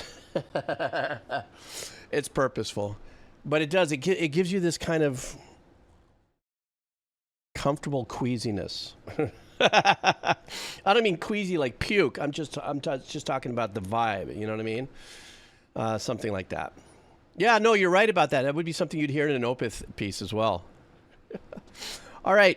Makuzia, oh my goodness, I know what you want. I'm going to get blocked again on YouTube. That's okay, I figured out a way around it. I don't know if you guys have noticed, but lately I've been uploading YouTube videos for the VODs, and I just blot out the video section of it. That cuts my blockage down to about 10% most of the times. So, excuse me. So, now I know that Makuzia wants us to listen to Ado. I love Ado. She is my favorite singer right now with dynamics and everything. I'm just going to shut up and we're playing this. Makuzia. Are you here, Makuzia? Where are you? Makuzia. Are you in the house? We're doing Ado. Oh, no. Okay. I don't know. We're doing it. Here we go, Makuzia. 1, 2, 3.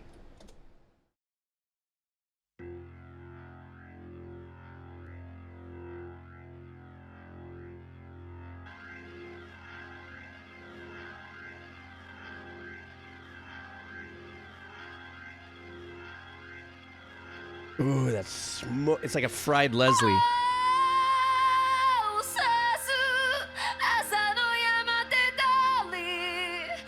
バコの空き箱を捨てる Jesus. 今日もまた足の踏み回らない小部屋が孤独を甘やかす不穏な悲鳴を愛さないで未来など見ないで確信できる今だけ重ねて私の名前をちゃんと呼んで体を触って必要なのはこれだけ Wow. 認めて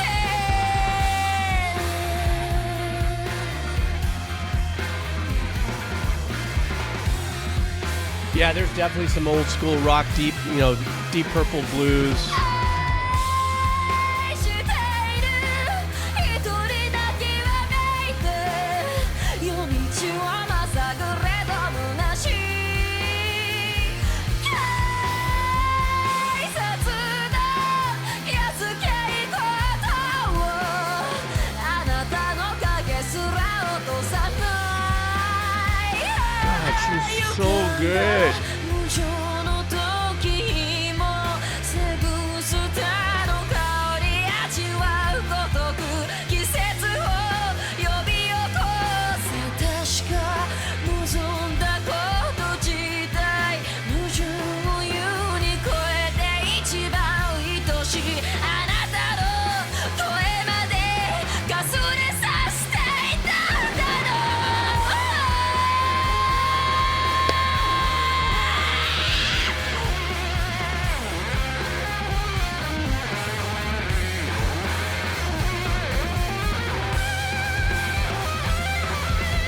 Very unique mix on this, though.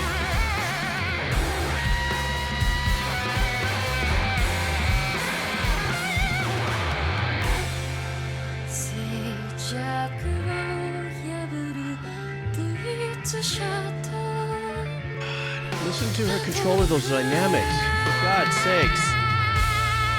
サイレン爆音現実界ある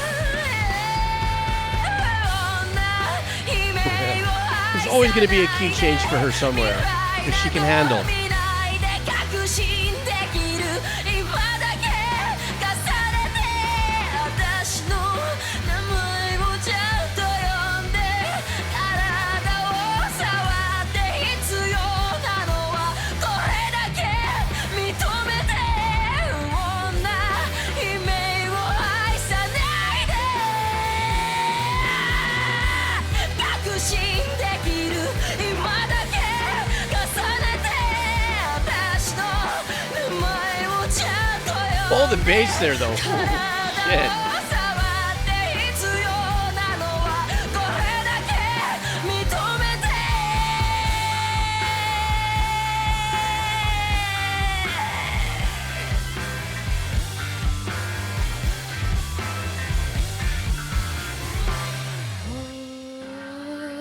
さす朝の山手通りタバコの空き箱を捨てる今日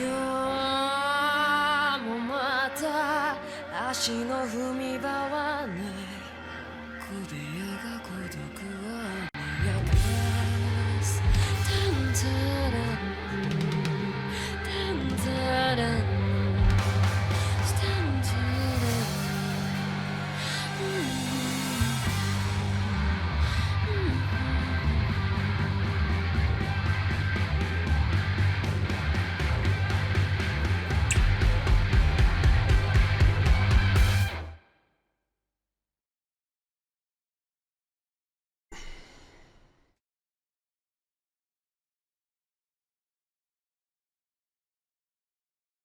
Ado. That's all you can say. It is absolutely mind-numbing what her capabilities are. And I'm going to play this track for a friend of mine. He's the coach on The Voice. You know that show, The Voice? They have coaches and warm-up coaches, and for 25 years, he's been one of them. His name is Peter Pergolides. I'm going to play this for him. Not to get on the show or anything. It's just because it is so freaking mind-numbing what she can do with her vocal cords and where she can take it to the most intensely painful levels of purity, if that's a thing, with the tone of her voice, and then beautiful, soft, wispy vibes. I'm sure that at that point, that's what Aman was saying a little earlier. How is it that she's not had surgery yet, or will she be heading for surgery in the future? And it is just absolutely mind-numbing. I listen to this, and I feel like I wish I knew Pink and some of these, because Pink is one of these artists that also celebrate other artists that sound phenomenal. She's not, she's by no stretch of the imagination have any ego in that capacity. She would listen to something like this and go, oh my God. If not, maybe they already know of each other or whatever the case is, but whatever. This auto artist is just absolutely freaking mind-numbing. It's just beyond anything that I could say. Full stop, Beyond anything I could say. It's something on the bingo card? Did I make a mistake again? I do have to, maybe there's a thing about that. I want to say, what? Bye said just smack. Something to look up and to see what is, like what's behind this. It's very intriguing. Okay, how much time do I have left on the clock here? Okay, well, I've gone over my 2 hours in recording, so stand by. I'm going to do one more. And I'm going to go... let me get into... let me see, who do I have here? Okay, let's go Truck for G-I-T. Truck for Jilt. You're the last dono. Guys, I am going to come back in a couple of hours, okay? I just have to dig out. I got stuff I got to do. It's about a girl. No, I'm kidding. And so after this, I'm just going to end the stream, say aloha, come back. I'll be refreshed. I'll hit the rest of these donos, and we'll wheel of cheese it and whatever. Okay, guys. So this track is called Until the End of Days. The name of the artist is Times of Grace. So this is a side project from Kill Switch Engage. Oh, they're great. The current OG vocalist, not Howard Jones, with the guitar backup vocalist producer. Okay. Let's do this. All right.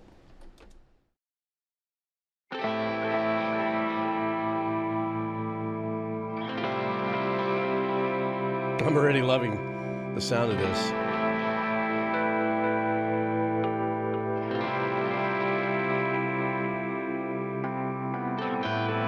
Like a withered tree in winter's hold, pieces falling all around. Oh, great production. I lost in a once brilliant sky.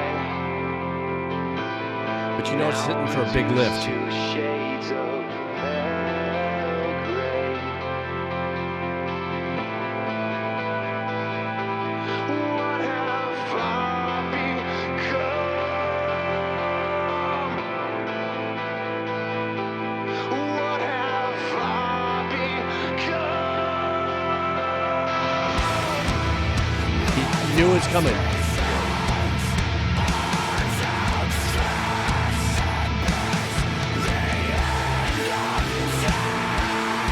Man, that guitar tone. They're playing this in drop balls.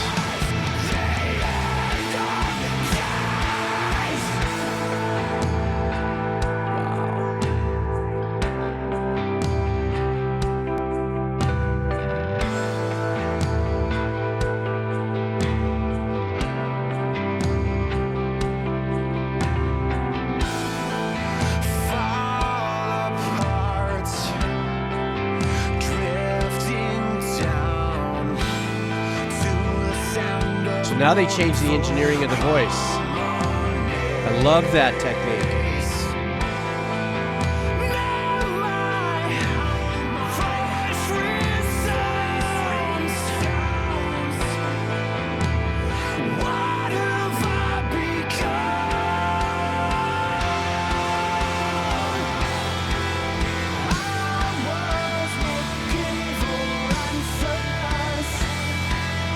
So melodic too.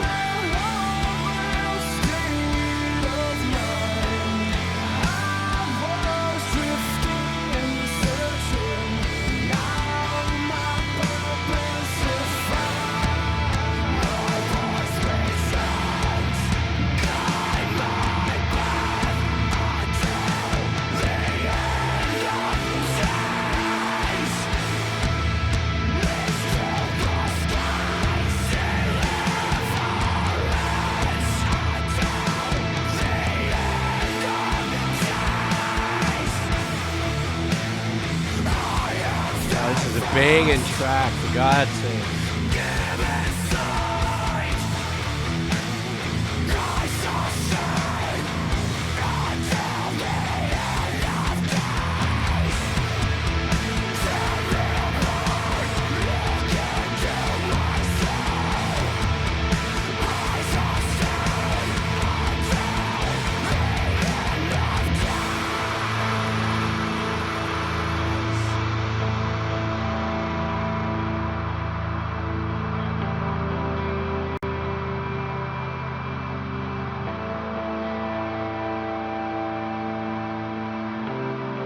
The production and the arrangements are extremely emotional. I always use the word dynamics, but that's what this is.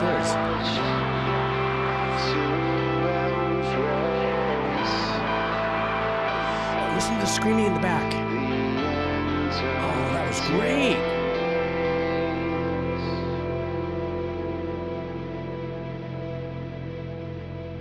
So the techniques that I was talking about earlier that seems to be really enveloping, even though this track is apparently 8 years old, but you know, for me being an old fart, it's still fairly new to me.